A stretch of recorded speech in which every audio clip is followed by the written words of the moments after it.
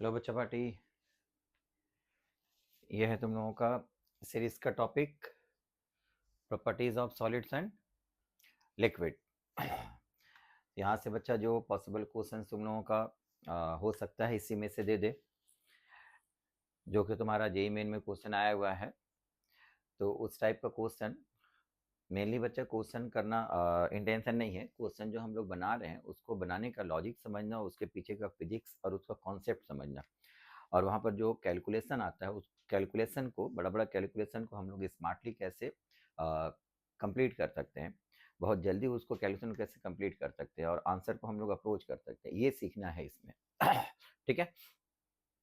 तो ये इस सीरीज का बच्चा तुम्हारा लास्ट टॉपिक है और ये पार्ट बहुत इंपॉर्टेंट पार्ट है, जहाँ पर properties of solid and liquid बच्चा दोनों एक साथ है यहाँ पर, जिसको हम लोग क्वेश्चंस कैसे आता है, कैसे हम लोग सॉल्व करते हैं, क्या कॉन्सेप्ट है और कैसे एग्जाम में अप्रोच करेंगे, ये सारा कुछ हम लोग यहाँ पर सीखने वाले हैं।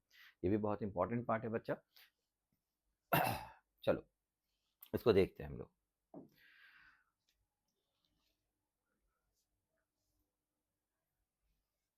पहला क्वेश्चन बच्चा दे दिया हुआ है, a liquid drop of diameter 2 millimetre breaks into 512 droplets, the change in surface energy is this one. तो पहले तो एक चीज़ याद रखना कि अगर एक बिगर ड्रॉप को स्प्लिट करके बहुत सारा छोटा छोटा ड्रॉप बनाएंगे, या फिर बहुत सारा छोटा छोटा ड्रॉप करके कंबाइन करके एक बड़ा ड्रॉप बनाएंगे, तो एक सिंगल ड्रॉप और स्मॉलर ड्रॉप के रेडियस में क्या रिलेशन होता है। तो ये रिलेशन हमेशा याद रखना बच्चा, इसको मान करके हम लोग चलेंगे। जब कि अगर एन हो गया तुम्हारा number of drops, bigger drop smaller drop में स्प्लिट करो या स्मॉलर ड्रॉप्स को कंबाइन करके बिगर ड्रॉप बनाओ, तो बिगर ड्रॉप का जो रेडियस होगा वो n to the power 1/3 into small R होगा। n to the power 1/3 into small R होगा। दोनों का वॉल्यूम को कंपेयर कर दो, वॉल्यूम कंपेयर करने से वहां से रिलेशन तुम्हारा आ जाएगा r equal to n to the power 1/3 small R. अब बहुत सारे स्मॉलर ड्रॉप्स को कंबाइन करके बड़ा बनाएंगे या बड़ा को स्प्लिट करके स्मॉलर ड्रॉप बनाएंगे, इन नंबर ऑफ ड्रॉप्स दिया हुआ रहेगा, तो वहां से पहले तुम लोग स्मॉल आर और कैपिटल आर का रिलेशन क्या ये लिख लेना। जैसे यहाँ पर देखो 512, इतना सारा ड्रॉप्स को, बिगर ड्रॉप है डायमीटर 2 मिलीमीटर, छोटा छोटा ड्रॉप में स्प्लिट कर दिया, डायमीटर कितना होगा या रेडियस कितना होगा वो निकालने के लिए हम लोग रेडियस का रिलेशन यहाँ से लिख सकते हैं। देखो एन के ऊपर पावर हो गया तुम्हारा 500, सॉरी एन का वैल्यू हो गया 512, तो 512 को हम लोग लिख सकते हैं 2 टू द पावर 9, इसका पावर हो गया 1/3 है ना, इंटू आर, तो ये कट गया, तो 2 टू द पावर 3 का मतलब हो गया 8, तो यहाँ बना 8r। तो ये कैपिटल आर और स्मॉल आर का रिलेशन निकल गया। अब कैपिटल आर दिया हुआ रहेगा तो स्मॉल आर निकाल सकते हो, स्मॉल आर दिया रहेगा तो कैपिटल आर निकाल सकते हो। ठीक है, आगे क्या बोल रहा है, the change in surface energy is alpha into 10 to the power -6 joule, the value of alpha is. तो सरफेस एनर्जी का फॉर्मूला क्या होता है, टी इंटू सरफेस एरिया, है ना, surface tension into surface area. अब अगर वहां पर एक सरफेस है जो कि लिक्विड ड्रॉप में होता है, तो हम लोग टी सरफेस टेंशन को टी मान लो, तो टी इंटू उसका सरफेस एरिया 4πr² लिखेंगे। लेकिन अगर तुम देखोगे वहां पर सोप बबल दिया हुआ है, तो सोप बबल का सरफेस दो होता है, एक आउटर एक इनर, तो दोनों सरफेस के अंदर एनर्जी स्टोर्ड होगा, जिसकी वजह से वहां पर जो एनर्जी हो जाएगा उसका सरफेस एनर्जी वो 2t इंटू 4πr² लिखेंगे हम लोग। ठीक है, सो यहाँ the change in surface energy दिया हुआ दिस वन, स्प्लिट करने की वजह से, तो इनिशियल एनर्जी जो होगा बच्चा वो होगा, लिक्विड ड्रॉप है बोल के टी इंटू 4π कैपिटल R² होगा। ठीक है, और फाइनल जो हो जाएगा वो होगा टी इंटू 4π स्मॉल R²। लेकिन यहाँ पर कितना सारा ड्रॉप्स है बच्चा, यहाँ पर ड्रॉप्स हमारा 512 है, तो ये फाइनल एक एक ड्रॉप का सरफेस एनर्जी इतना है, तो फाइनल अगर 512 ड्रॉप में स्प्लिट करेंगे तो यहाँ पर 512 से मल्टीप्लाई कर दो। ठीक है, 512 से मल्टीप्लाई कर देंगे, तो यहाँ से हम लोग स्मॉल आर की जगह, देखो कैपिटल आर का वैल्यू दिया हुआ था, कैपिटल आर का वैल्यू दिया हुआ था, तो चेंज इन इंटरनल एनर्जी अगर निकालना है तुम लोगों को, यहाँ से क्या लिख सकते हो, स्मॉल आर की जगह हम लोग, या फिर वैल्यू यहाँ से कैलकुलेट कर सकते हो, यहाँ से वैल्यू कैलकुलेट कर सकते हो। तो ये हो गया तुम्हारा 4π इंटू कैपिटल R², यहाँ पर कैपिटल स्मॉल आर का जो वैल्यू पुट करोगे t into 4π into small are, तो स्मॉल आर की जगह में लिख सकते हैं कैपिटल R/8, है ना, तो ये बना गया कैपिटल R² डिवाइडेड बाई 8, 8 का स्क्वायर हो गया तुम्हारा 64 इंटू 512, तो इसको हम लोग कट कर सकते हैं। ये जैसे हो गया तुम्हारा देखो 2 टू द पावर 6, ये हो गया 2⁹9, ये हम लोग कट कर सकते हो। ऐसे भी तुम लोग 8 से कट करोगे तो यहाँ पर 8 आएगा, यहाँ पर हो गया 8 छके 48, 3 8 8 चौके 32, ठीक है। फिर 8 से कट करो, यहाँ पर 8 आ जाएगा। तो ये जो फाइनल एनर्जी बना, इनिशियल जितना एनर्जी था उसका 8 टाइम्स हो गया। इनिशियल एनर्जी देखो T इंटू 4πr², यहाँ T into 4πr² into 8 times हो गया, तो चेंज कितना हो गया, फाइनल माइनस इनिशियल। तो 8 इंटू दिस माइनस दिस, तो ये हो गया ना 7 इंटू टी इंटू 4πR²। यहाँ से आप वैल्यू कैलकुलेट कर लो, 7 इंटू टी का वैल्यू तुम्हारा दे दिया हुआ कितना, सरफेस टेंशन इज गिवन है 0.08 इंटू 4 इंटू पाई का वैल्यू मान लो 22/7 कर रहे हैं, आर हो गया तुम्हारा रेडियस, और यहाँ डायमीटर दिया हुआ 2 मिलीमीटर, तो रेडियस हो जाएगा बच्चा 1 मिलीमीटर। 1 मिलीमीटर को मीटर में चेंज कर दो, एमके सिस्टम में सब कैलकुलेशन कर रहे हैं हम लोग, तो 1 इंटू 10⁻³ होगा, है ना। 1 इंटू 10⁻³ उसके ऊपर स्क्वायर है, आर स्क्वायर है, तो कितना हो जाएगा, 1 का स्क्वायर तो 1 रहेगा, 10⁻³ का स्क्वायर 10⁻6 होता है, ठीक है। तो यहाँ से 7, ये 7 कैंसिल कर दो, ये पॉइंट हटाएंगे, 2 जीरो नीचे आएगा, 2 जीरो ऊपर करो तो 10⁻8 होगा, तो यहाँ पर बनेगा 8 इंटू 88, और ये बनेगा 10⁻8, है ना। यहाँ दिया हुआ किस फॉर्म में, 10⁻6 के फॉर्म में दिया हुआ है, 10⁻6, 10⁻6, ये -6 आ गया, और सॉरी यहाँ पर 2 जीरो रहेगा 10, अच्छा इसको मल्टीप्लाई कर दो, 8 8 64, 880 64, 4 आ गया, 6 बचा, फिर 64 प्लस 4 70 हो जाएगा, है ना। तो 2 जीरो यहाँ पर, चूंकि 2 जीरो यहाँ 10⁻6 दिया हुआ, तो 2 जीरो इसके नीचे लेकर के चला, तो 2 जीरो के लिए यहाँ पॉइंट आ जाएगा, और यहाँ पर बनेगा 10⁻6 जूल, तो ये बना अल्फा इंटू 10⁻6 जूल, ठीक है। तो ये बना तुम्हारा वैल्यू ऑफ अल्फा, अल्फा का वैल्यू होगा 7.04, लेकिन यहाँ दिया हुआ ऑप्शन में सिर्फ 7 दिया हुआ है, तो तुम्हारा करेक्ट आंसर जो होगा 7 हो जाएगा, ठीक है। तो जब भी हमको ड्रॉप्स को कंबाइन करने के लिए बोलेगा, बहुत सारा ड्रॉप्स को कंबाइन करके बिगर ड्रॉप बनाओ, या बिगर ड्रॉप को स्प्लिट करके स्मॉलर ड्रॉप बनाओ बच्चा, तो वहां पर सबसे पहला काम करोगे, दोनों को रेडियस में रिलेशन लिख लोगे, तो कैपिटल आर और स्मॉल आर में रिलेशन कितना होगा, capital are equal to 10⁻1/3 into small R, number of drops यहाँ पर लिखा हुआ रहेगा, पुट कर दो, तो ये कैपिटल आर स्मॉल आर का रिलेशन निकल जाएगा। बहुत बार तो तुम लोग को रेशियो निकालने के लिए बोलता है, रेशियो अगर निकालने के लिए बोलेगा तो कैपिटल आर की जगह में 8 स्मॉल आर पुट कर दो, कैंसिल हो जाएगा, कोई वैल्यू पुट करने की जरूरत ही नहीं पड़ेगा, ठीक है। तो ये चीज याद रखेंगे। उसके बाद हम लोग एनर्जी अगर बोल देता, चेंज इन एनर्जी कितना हुआ, इनिशियल ये था, फाइनल निकाले, स्मॉल आर का वैल्यू कैपिटल आर के टर्म्स में निकाल चुके थे, कैपिटल आर चूंकि दिया हुआ था इसीलिए in terms of capital R change किया, यहाँ पर वैल्यू पुट करने के बाद ये आया, तो ये इनिशियल का 8 टाइम्स हो गया, तो 8 माइनस दिस, तो 7 इंटू दिस, ये आ जाएगा तुम्हारा change in energy, surface energy. अब इसको वैल्यू अगर कैलकुलेशन करना है तो कैलकुलेट कर दो, वैल्यू सब दिया रहेगा, पुट करके बहुत बार तो ये जितना आया है ना यही आंसर बता देता है, इसको इसको मल्टीप्लाई कर दो, 7 4 28 टी पाई आर स्क्वायर, या T into 28 pi are square, यही ऑप्शन दे देता, लेकिन ये सब वैल्यू दिया हुआ तो हमको कैलकुलेशन करना पड़ेगा, ठीक है। चलो नेक्स्ट क्वेश्चन देखते हैं हम लोग। A tube is filled with water and a wooden cube 10 cm dimension दिया हुआ है, लेंथ ब्रेथ हाइट दे दिया हुआ, क्यूब है, सब साइड सेम होगा, is placed in water, the wooden cube is found to float on the water with a part of it submerged in water, एक हिस्सा कुछ हिस्सा डूबा हुआ वाटर के अंदर, when a metal coin is placed on the wooden cube the submerged part is increased by 3.87 centimeter, 3.87 centimeter, the mass of the metal coin is, तो बच्चा एक चीज पहले तो यहां से समझ करके रखो, अगर कोई ऑब्जेक्ट इस तरह से फ्लोट कर रहा है सच दैट उस ऑब्जेक्ट का डेंसिटी लिक्विड के डेंसिटी से कम होगा तो डूबेगा नहीं, फ्लोट करेगा, पार्शियली फ्लोट करेगा, कुछ अंदर रहेगा कुछ बाहर रहेगा, ठीक है। तो अभी ये इस तरह से फ्लोट कर रहा था, अब उसके ऊपर हम लोग क्या किए, एक एडिशनल मास रख दिए, एक एडिशनल मास रखेंगे तो उसका वेट होगा, उसके वेट की वजह से वो थोड़ा सा और अंदर आ जाएगा, ठीक है।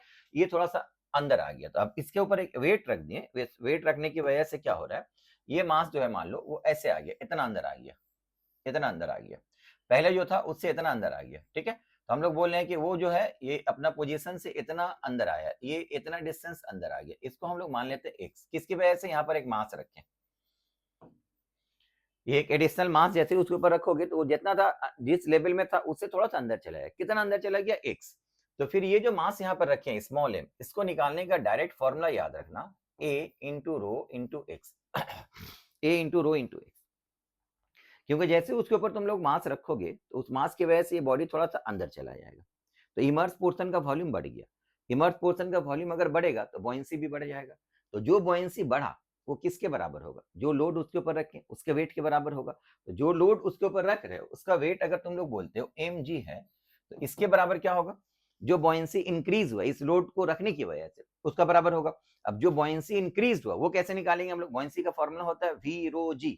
रो तो लिक्विड का डेंसिटी हो गया, g acceleration due to gravity हो गया, और v का मतलब क्या हुआ? जितना हिस्सा लिक्विड के अंदर चला गया, एडिशनल वॉल्यूम जो इंक्रीज हुआ उसका बॉयंसी, तो वही वॉल्यूम कंसीडर करना पड़ेगा।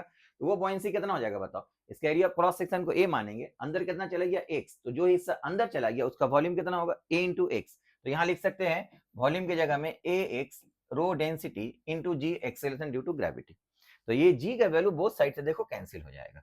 तो ये बना m equal to a rho x। ये बना बच्चा इसका डायरेक्ट फॉर्मूला। जब भी इस तरह का क्वेश्चन, बहुत जगह तुमको ये क्वेश्चन मिलेगा कि अगर कोई बॉडी फ्लोट कर रहा था, उसके ऊपर एक मास रख दिए हम लोग, जैसे मास रखेंगे थोड़ा सा अंदर चला जाएगा, कितना अंदर चला गया? x। तो जो मास रखे हैं उसका वैल्यू कितना होगा? a rho x। या फिर समटाइम्स क्वेश्चन ऐसा देखोगे, जैसे मान लो एक वुडन रैफ्ट है या बोट है, उसमें तुम बैठे हुए, तो अब वो साइड में आया, तुम उसके ऊपर उतर जाओ, जैसे तुम उसके ऊपर से उतर जाओगे तो फिर वो थोड़ा ऊपर चला आएगा, कितना ऊपर चला है? x। तो तुम्हारे बैठने से वो अंदर जाएगा, तुम्हारे उठने से वो ऊपर आएगा। तो वो x का वैल्यू अगर दिया हुआ रहेगा, तो जो मास उसके ऊपर रखें या जो मास उसके ऊपर से उठा लिए, वो m का वैल्यू कितना होगा? a रो x होगा।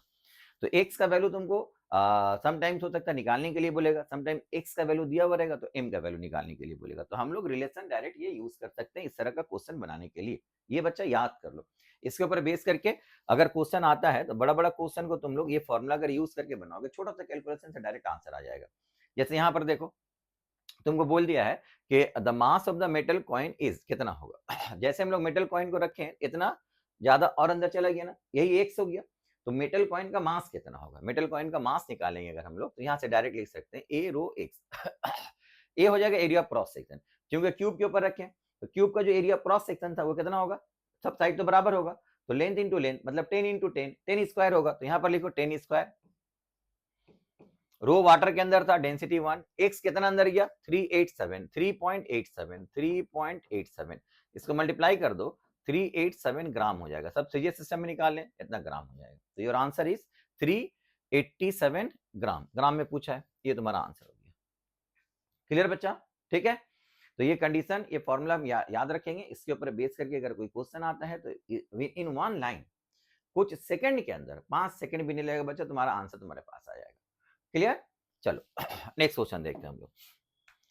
The surface tension of a soap bubble is this one. The work done in increasing the diameter of the bubble from 2 cm to 4 cm 6 cm is this one. तो अगर कोई soap bubble या liquid drop दिया हुआ रहेगा, उसका diameter को change करोगे तो उसका सरफेस एनर्जी भी चेंज हो जाएगा।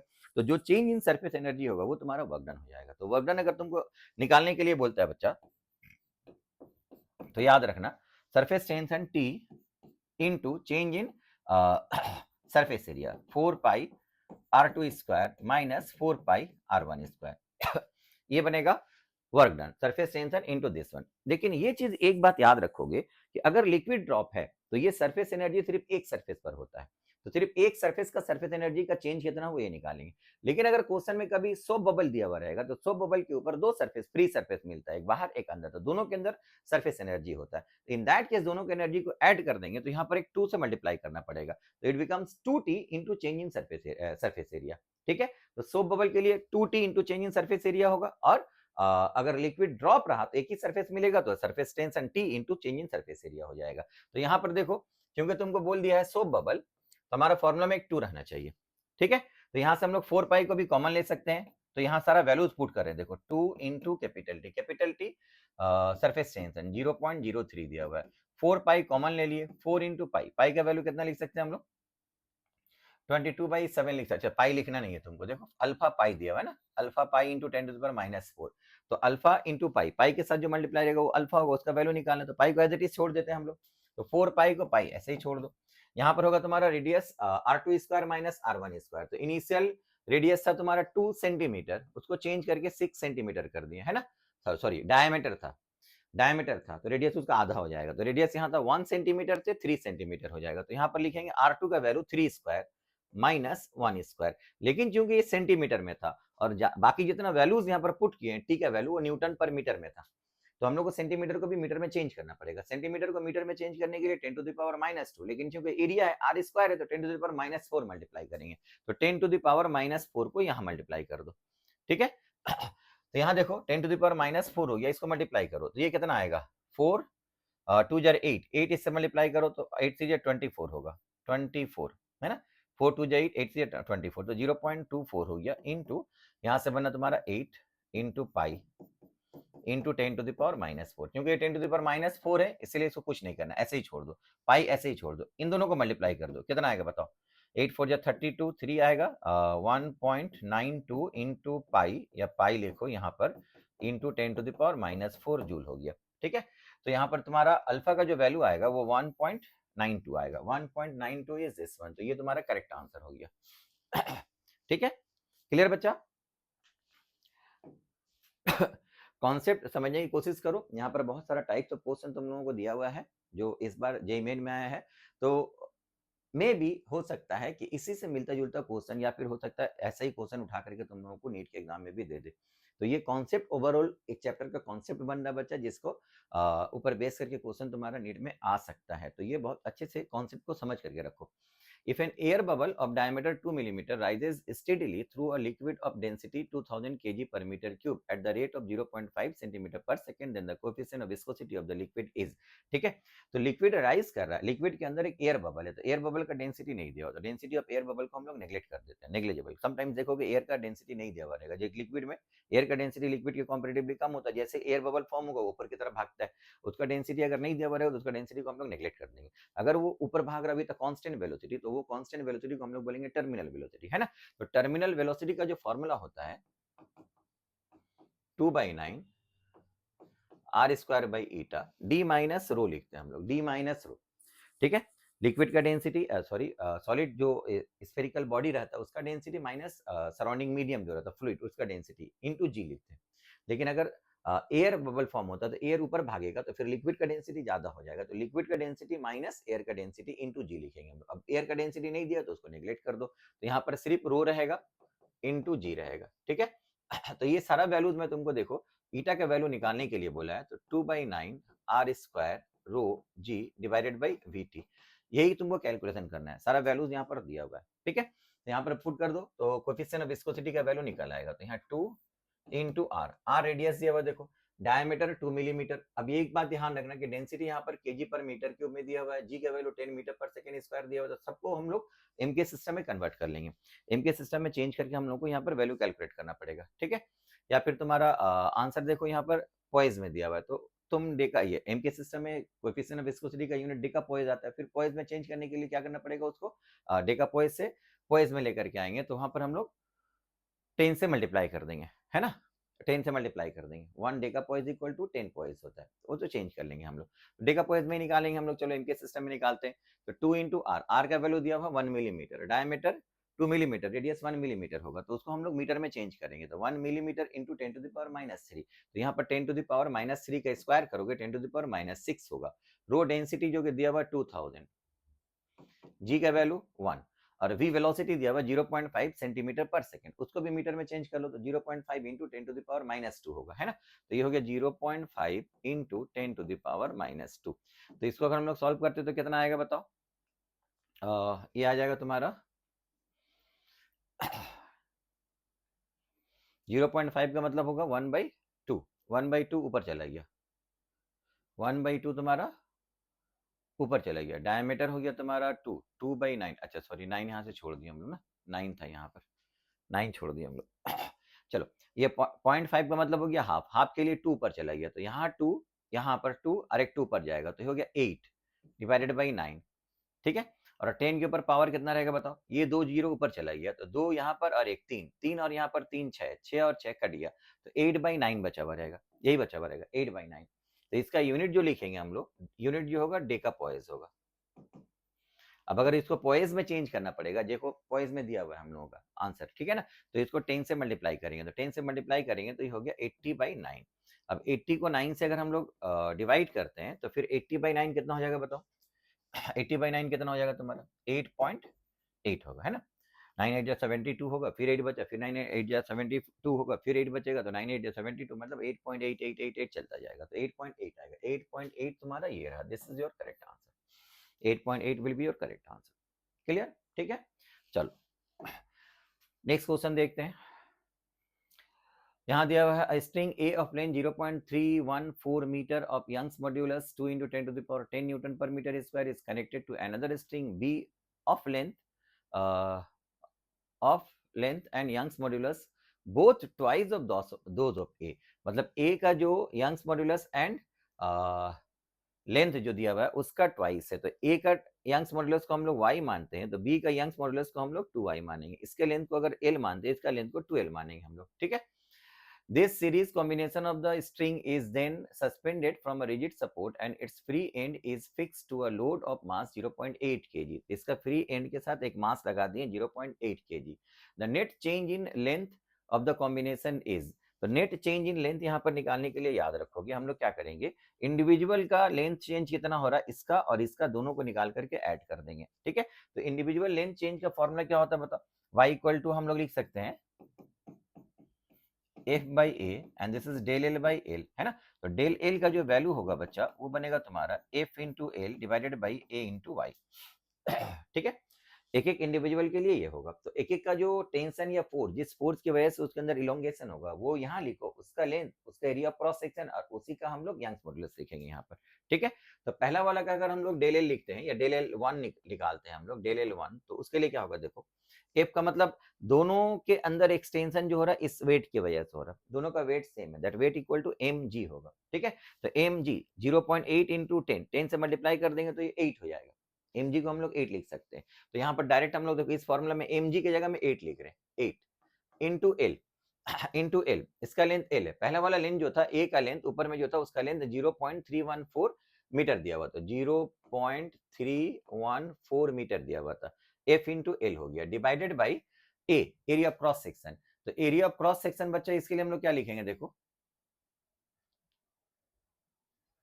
Radius of both the string is 0.2 millimetre, दोनों का एरिया रेडियस 0.2 मिलीमीटर दिया हुआ है, radius of both the string is 0.2 millimetre, दोनों का रेडियस 0.2 मिलीमीटर दिया हुआ है। ठीक है, तो यहाँ पर एरिया लिखेंगे हम लोग पाई आर स्क्वायर, पाई का वैल्यू लिखो 3.14 और रेडियस हो गया तुम्हारा 0.2 इंटू 10 टू द पावर -3, सबको एम के सिस्टम में बना रहे हैं, मीटर में चेंज करो, 0.2 इंटू 10 टू द पावर -3 उसका स्क्वायर करेंगे, स्क्वायर करेंगे, अच्छा 0.2 को भी हम लोग चेंज करें, 0.2 इंटू 10 टू द पावर -3 को क्या हम लोग लिख सकते हैं कि 2 इंटू 10 टू द पावर -4 होगा। ठीक है, रेडियस अगर तुम्हारा दिया हुआ है, मान लो रेडियस अगर मान लो तुम्हारा दिया हुआ है 0.2 मिलीमीटर, 10 टू द पावर -3 से मल्टीप्लाई किया, मीटर हो गया, ये पॉइंट को हटा दो तो यहाँ पर 2 इंटू 10 टू द पावर -4 हो जाएगा। ठीक है, इतना मीटर होगा। क्लियर, तो यहाँ पर हम लोग लिख सकते हैं पाई आर स्क्वायर, इसका स्क्वायर करो तो ये होगा 4 और 10 टू द पावर -8 होगा, है ना, इंटू वाई यंग्स मॉड्यूलस। तो यंग्स मॉड्यूलस तुम्हारा दिया हुआ है, यंग्स मॉड्यूलस कितना दिया हुआ तुम्हारा देखो, ए का यंग्स मॉड्यूलस दिया हुआ है 2 इंटू 10 टू द पावर 10, ए का यंग्स मॉड्यूलस दिया हुआ है 2 इंटू 10 टू द पावर 10, तो यहाँ पर लिखो 2 इंटू 10 टू द पावर 10। ठीक है, सो बच्चा इसको अगर हम लोग इससे कट करेंगे, देखो यहाँ पर 0.31 है, यहाँ 3.14 है, तो इसको कट करेंगे तो यहाँ पर एक 10 आएगा। ठीक है, 4 2 8 होगा, ये 8 कैंसिल हो गया, तो यहाँ पर से देखो कितना होता है, ये 10 ये 10 टू द पावर 11 होगा, माइनस ये 10 टू द पावर 3 रहेगा, तो ये 10 टू द पावर -3 मीटर हुआ। और तुम्हारा टोटल इलोंगेशन निकालना है जो मिलीमीटर में निकालना है, मिलीमीटर में निकालना है, तो इसको अगर हम लोग 10 टू द पावर -3 मिलीमीटर को क्या कर सकते हैं, 10 टू द पावर -3 मीटर को 1 मिलीमीटर में चेंज कर सकते हैं, 1 मिलीमीटर में चेंज कर सकते हैं। ठीक है, क्लियर बच्चा। अब दूसरी तरफ देखो, नेक्स्ट पार्ट जो निकालेंगे हम लोग डेल L2, दूसरा वाला का इलोंगेशन, मतलब ये वाला बी स्ट्रिंग का जो इलोंगेशन निकालेंगे, तो वो तुम कैलकुलेशन कर सकते हो, लेकिन अगर हम लोग ये सोचें कि दोनों स्ट्रिंग में लोड सेम है, दोनों का mg सेम, एक ही वेट mg की वजह से दोनों के अंदर इलोंगेशन हो रहा है, नंबर 1। नंबर 2, दोनों का रेडियस सेम है बोल के दोनों का एरिया भी सेम है, लेकिन दोनों का लेंथ और y दोनों क्या बोला है, डबल, तो लेंथ को तुम डबल कर दो 2l और y को डबल कर दो 2y, 2 और 2 कट गया तो वापस से डेल एल का वैल्यू सेम आएगा ना, तो b के लिए भी डेल एल का वैल्यू सेम आएगा, दैट मींस b के लिए हमको डेल एल का वैल्यू फर्दर कैलकुलेट नहीं करना है। अगर ये थिंकिंग तुम्हारा नहीं होगा बच्चा, अगर ये थिंकिंग नहीं होगा और इसको क्विकली तुम नहीं पकड़ पाओगे तो फिर तो तुम्हारा यही कैलकुलेशन वापस करना पड़ेगा, रिजल्ट लेकिन वही आएगा, सेम आएगा। तो हम लोग यहाँ पर बोल सकते हैं कि तुम्हारा एफ और ए चेंज नहीं हुआ, एल और वाई दोनों को तुम डबल कर दिए। इसका मतलब क्या हुआ कि तुम्हारा इलोंगेशन का वैल्यू सेम आएगा जो पहले वाले में आया था, है ना। और पहले वाला का इलोंगेशन कितना आया था 1 मिलीमीटर, तो ये भी 1 मिलीमीटर आएगा। तो टोटल इलोंगेशन जो हो गया वो del L one plus del L two, दोनों को ऐड कर दो, इट बिकम्स 2 मिलीमीटर। ठीक है, तो तुम्हारा करेक्ट आंसर जो होगा वो 2 मिलीमीटर हो जाएगा। ये वो तरीका है बच्चा जिससे हम लोग कैलकुलेशन को छोटा करेंगे और क्वेश्चन के आंसर को वेरी क्विकली अप्रोच कर सकते हैं। समझ में आ रहा है? ठीक है, चलो नेक्स्ट क्वेश्चन देखते हैं हम लोग। The surface tension of a soap solution is this one. The work required to increase the radius of a soap bubble from 1 centimeter to 2 centimeter is alpha into 10 to the power minus 6. The value of alpha is, इस तरह का question इस बार बहुत बार repeat हुआ है। तो अभी इस तरह का क्वेश्चन हम लोग किए थे, सोप सॉल्यूशन हो या लिक्विड ड्रॉप हो, तो उसके लिए वर्क डन अगर हम लोग उसका रेडियस को चेंज करेंगे तो फॉर्मूला क्या होगा, वो फॉर्मूला के ऊपर वैल्यू पुट करके कैलकुलेशन करना है। इसको बहुत अच्छे से प्रैक्टिस करके रखना बच्चा, क्योंकि इस तरह का क्वेश्चन तुम्हारा देखें बहुत बार रिपीट हुआ है। ठीक है, तो हमारे यहाँ वर्क डन का जो फॉर्मूला होगा, वर्क डन इक्वल टू क्या लिखेंगे, क्योंकि ये सोप सॉल्यूशन है तो बाहर 2t रहेगा, अंदर रहेगा 4 पाई r2 स्क्वायर माइनस 4 पाई r1 स्क्वायर, है ना। तो यहां से हम लोग वैल्यू लिख सकते हैं, कितना बताओ, 2 इंटू टी का वैल्यू पुट कर दो, यहां दिया हुआ 3.5 into 10 to the power minus 2 into 4 pi, pi का वैल्यू बाहर निकालोगे तो 4 पाई कॉमन लेंगे, बाहर आ जाएगा, पाई की जगह में लिखते हैं 22/7, 22/7, ठीक है। 22/7 यहाँ पर लिखो, पाई का वैल्यू, अंदर बचा r2 square minus r1 square. तो पहले रेडियस 1 था, अभी रेडियस 2 हो गया, तो 2 स्क्वायर माइनस 1 स्क्वायर का मतलब कितना हो गया, 4 माइनस 1 3 हो गया, तो यहाँ पर 3 लिख सकते हैं हम लोग। 2 स्क्वायर माइनस 1 स्क्वायर का मतलब कितना, 4 माइनस 1 3, लेकिन ये सब न्यूटन पर मीटर में पुट किए, है ना। तो फिर यहाँ यूनिट देखो जूल में दिया हुआ है, तो ये वाला सेंटीमीटर में नहीं चलेगा, तो सेंटीमीटर को हमको मीटर में चेंज कर लेना पड़ेगा। तो सेंटीमीटर को मीटर में चेंज करने के लिए 100 से डिवाइड करेंगे, 10 टू द पावर माइनस 2 से मल्टीप्लाई करेंगे, लेकिन चूंकि यहाँ पर r का स्क्वायर है तो 10 टू द पावर माइनस 2 का square 10 to the power minus 4 हो जाएगा। ठीक है, तो यहाँ पर हम लोग बोल सकते हैं कि यहाँ पर कितना आएगा बताओ, 4 minus 1 3 into 10 to the power minus 4 होगा। अब इसको हम लोग कैलकुलेशन करना है, देखो 3.5 इंटू 2 हो गया 7, और यहाँ 7 है, 7 7 कैंसिल हो जाएगा, 7 7 कैंसिल हो जाएगा, तो यहाँ पर क्या बचेगा बताओ, यहाँ 4 इंटू 22 मतलब 8 इंटू 8 इंटू 3 हो गया, और 10 के ऊपर पावर हो गया माइनस 4 माइनस 2 माइनस 6 हो गया। तो ये देखो 10 to the power minus 6 joule आ गया बच्चा। अब जो बचा वो वही अल्फा है ना। तो यहाँ से अगर हम लोग 3 से मल्टीप्लाई कर देंगे तो 3 8 24 24 6 हो गया into 10 to the power minus 6 joule हो गया। ठीक है, तो ये हो गया तुम्हारा आंसर। तुमसे ये पूछा अल्फा का वैल्यू कितना होगा, तो अल्फा बिकम्स इक्वल टू 264। क्लियर बच्चा? ठीक है, इस तरह का कैलकुलेशन कैसे करेंगे हम लोग, और इस टाइप का क्वेश्चन इसको अच्छे से प्रैक्टिस करके रखो। यहां देखो, ये भी इलास्टिसिटी का क्वेश्चन दिया हुआ, metal string A is suspended from a rigid support and its free end is attached to a block of mass capital M, second block having mass 2m is suspended at the bottom of the first block using a string B. The area of cross section of string A and B are same। अच्छा, दोनों का area cross section तुमको same दे दिया। The ratio of the lengths of A and B 2 दे दिया हुआ है, length of A length of B दोनों का यंग्स मॉड्यूलस का रेशियो दे दिया हुआ है, दोनों का रेशियो ऑफ इलोंगेशन कितना होगा ये कैलकुलेट करने के लिए बोला है। तो इलोंगेशन का फॉर्मूला बच्चा अभी हम लोग देखें, इलोंगेशन का फॉर्मूला जो था डेल एल इक्वल टू कितना आया था बताओ, एफ डिवाइडेड बाई ए, यहाँ पर हो जाएगा तुम्हारा L and this is Y, है ना। तो दोनों का इलोंगेशन का रेशियो कर निकालेंगे तो मान लो del L one by del L two करते हैं, del L one by del L two करते हैं, दोनों का इलोंगेशन का रेशियो इक्वल टू कितना आएगा। तो पहले एक चीज समझ लो, जब रेशियो करेंगे कोई चीज का तो क्या क्या टर्म कॉमन है, कांस्टेंट है, एक ही टर्म है, वो रेशियो करते वक्त कट जाएगा, तो उसको दोबारा लिखने का जरूरत नहीं है। जैसे दोनों का एरिया ऑफ क्रॉस सेक्शन तुमको बोल दिया था सेम, ठीक है। The cross section, the area of cross section of the string A and B are same same, तो एरिया ऑफ क्रॉस सेक्शन बच्चा कैंसिल हो जाएगा। तो हम लोग यहाँ पर लिखेंगे ऊपर वाला को हम लोग मान लेते हैं, ऊपर वाले के फोर्स को जो हम लोग मान लेते हैं यहाँ पर, एक ये नंबर 1 है और इसको मान लो नंबर 2 है, ठीक है। तो ए ऊपर हो गया, बी नीचे वाला है ना, ए ऊपर है, दिस इज ए, और ये हो गया तुम्हारा बी। तो ए को हम लोग 1 माने, बी को 2 माने, तो यहाँ पर हम लोग लिख सकते हैं F1 डिवाइडेड बाई F2 और यहाँ हो गया तुम्हारा L1 divided by L2। A cut जाएगा बच्चा, y के लिए y1 नीचे आएगा, y2 ऊपर चला जाएगा। तो बच्चा ये देखो L1 और L2 का जो रेशियो था, the ratio of length of string A and B is 2, इसका वैल्यू 2 दिया हुआ था। y1 और y2 का ratio y1 by y2 a by b equal to 0.5। यहाँ पर हम लोग y2 बाई y1 लेके उल्टा कर दो तो 0.5 मतलब हाफ होता है, हाफ का उल्टा हो जाएगा 2, तो इसका भी वैल्यू हो गया 2। अब यहाँ F1 और F2 लिखने के लिए हम लोगों को यहीं पर तुम्हारा मेन कॉन्सेप्ट का जरूरत पड़ेगा। F1 और F2 का वैल्यू जो होगा, मतलब जो लोड की वजह से उसके अंदर एक्सटेंशन हो रहा है, वो लोड हम लोग को यहाँ पर लिखना है। तो याद रखना, इसके ऊपर जो एक्सटेंशन हो रहा है ये स्ट्रिंग के अंदर, उसके नीचे दो मासेस कनेक्टेड है, m और 2m दोनों, तो दोनों का वेट मिला करके उसके अंदर इलोंगेशन होगा। ठीक है, तो m और 2m दोनों मिल करके उसको इलोंगेट करेगा। तो यहाँ पर जो f का वैल्यू लिखेंगे वो 3mg होगा।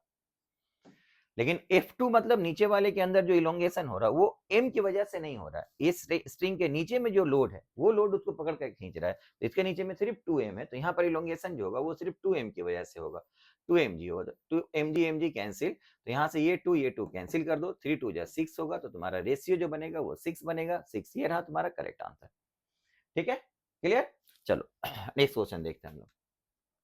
The water spray gun is attached to a hose of a cross-sectional area 30 centimeter square. The gun comprises of 10 perforations, each of cross-sectional area of 15 millimeter square. If the water flow in the hose with a speed of 50 centimeter per second, calculate the speed of which the water flows out of each परफोरेशंस। हर एक, मान लो ये spray में क्या होता है, एक pipe है, pipe से लिक्विड या उसके अंदर बहुत सारा छोटा छोटा छोटा छोटा होल रहता है ना, जब उसको प्रेस करते हैं होल से क्या होता है, वो वाटर स्ट्रीम निकलता है। तो एक एक होल से जो लिक्विड निकल रहा है उसी को लोग क्या बोल रहा है, परफोरेशन। तो ईच परफोरेशन से जो लिक्विड निकल रहा है उसका स्पीड निकालना। तो हम लोग यहाँ पर इक्वेशन ऑफ कंटिन्यूटी यूज करेंगे। जो मोटा वाला पाइप से लिक्विड जा रहा था उसका area cross section capital A capital V मान लो, और एक एक छोटा क्रॉस सेक्शन से जो लिक्विड निकलेगा उसका एरिया क्रॉस सेक्शन स्मॉल है, और जो लिक्विड निकल रहा है उसका वॉल्यूम स्मॉल भी, उसका वेलोसिटी स्मॉल भी मान लो। तो इक्वेशन ऑफ कंटिन्यूटी क्या होता है, हर एक होल से जो लिक्विड बाहर निकल रहा है उसका वॉल्यूम पर सेकंड जो लिक्विड बाहर निकलेगा, मतलब स्मॉल ए इंटू वी, सबको ऐड कर दो, तो जो लिक्विड एक पाइप से आ रहा था उसका वॉल्यूम पर सेकंड जो capital A into capital V के बराबर होगा। A1 V1 A2 V2, ए भी तो कांस्टेंट होता था ना, तो ए वी इक्वल टू हम लोग लिख सकते हैं 10 होल साथ, तो 10 के साथ मल्टीप्लाई कर दो। तो बड़ा वाला का जो एरिया क्रॉस सेक्शन था वो कितना दे दिया था, 30 सेंटीमीटर स्क्वायर, और उससे जो लिक्विड जा रहा था उसका स्पीड कितना दिया हुआ था, देखो 50 सेंटीमीटर पर सेकेंड। तो यहाँ 50 हो गया, यहाँ 10 इंटू छोटा छोटा जो होल था उसका एक एक होल का एरिया क्रॉस सेक्शन जो दिया हुआ था 15 मिलीमीटर स्क्वायर। अब मिलीमीटर स्क्वायर को भी तुमको सेंटीमीटर स्क्वायर में चेंज करना है, तो यहाँ पर क्या लिखेंगे, 10 टू द पावर -2 उसका स्क्वायर, 10 टू द -1 उसका स्क्वायर। मिलीमीटर को सेंटीमीटर में चेंज कर रहे हैं, सेंटीमीटर मतलब सीधे सिस्टम है, तो 10 टू द पावर -1 होगा, उसको स्क्वायर करो 10 टू द पावर -2 हो जाएगा, 10 to the power -2 into small v।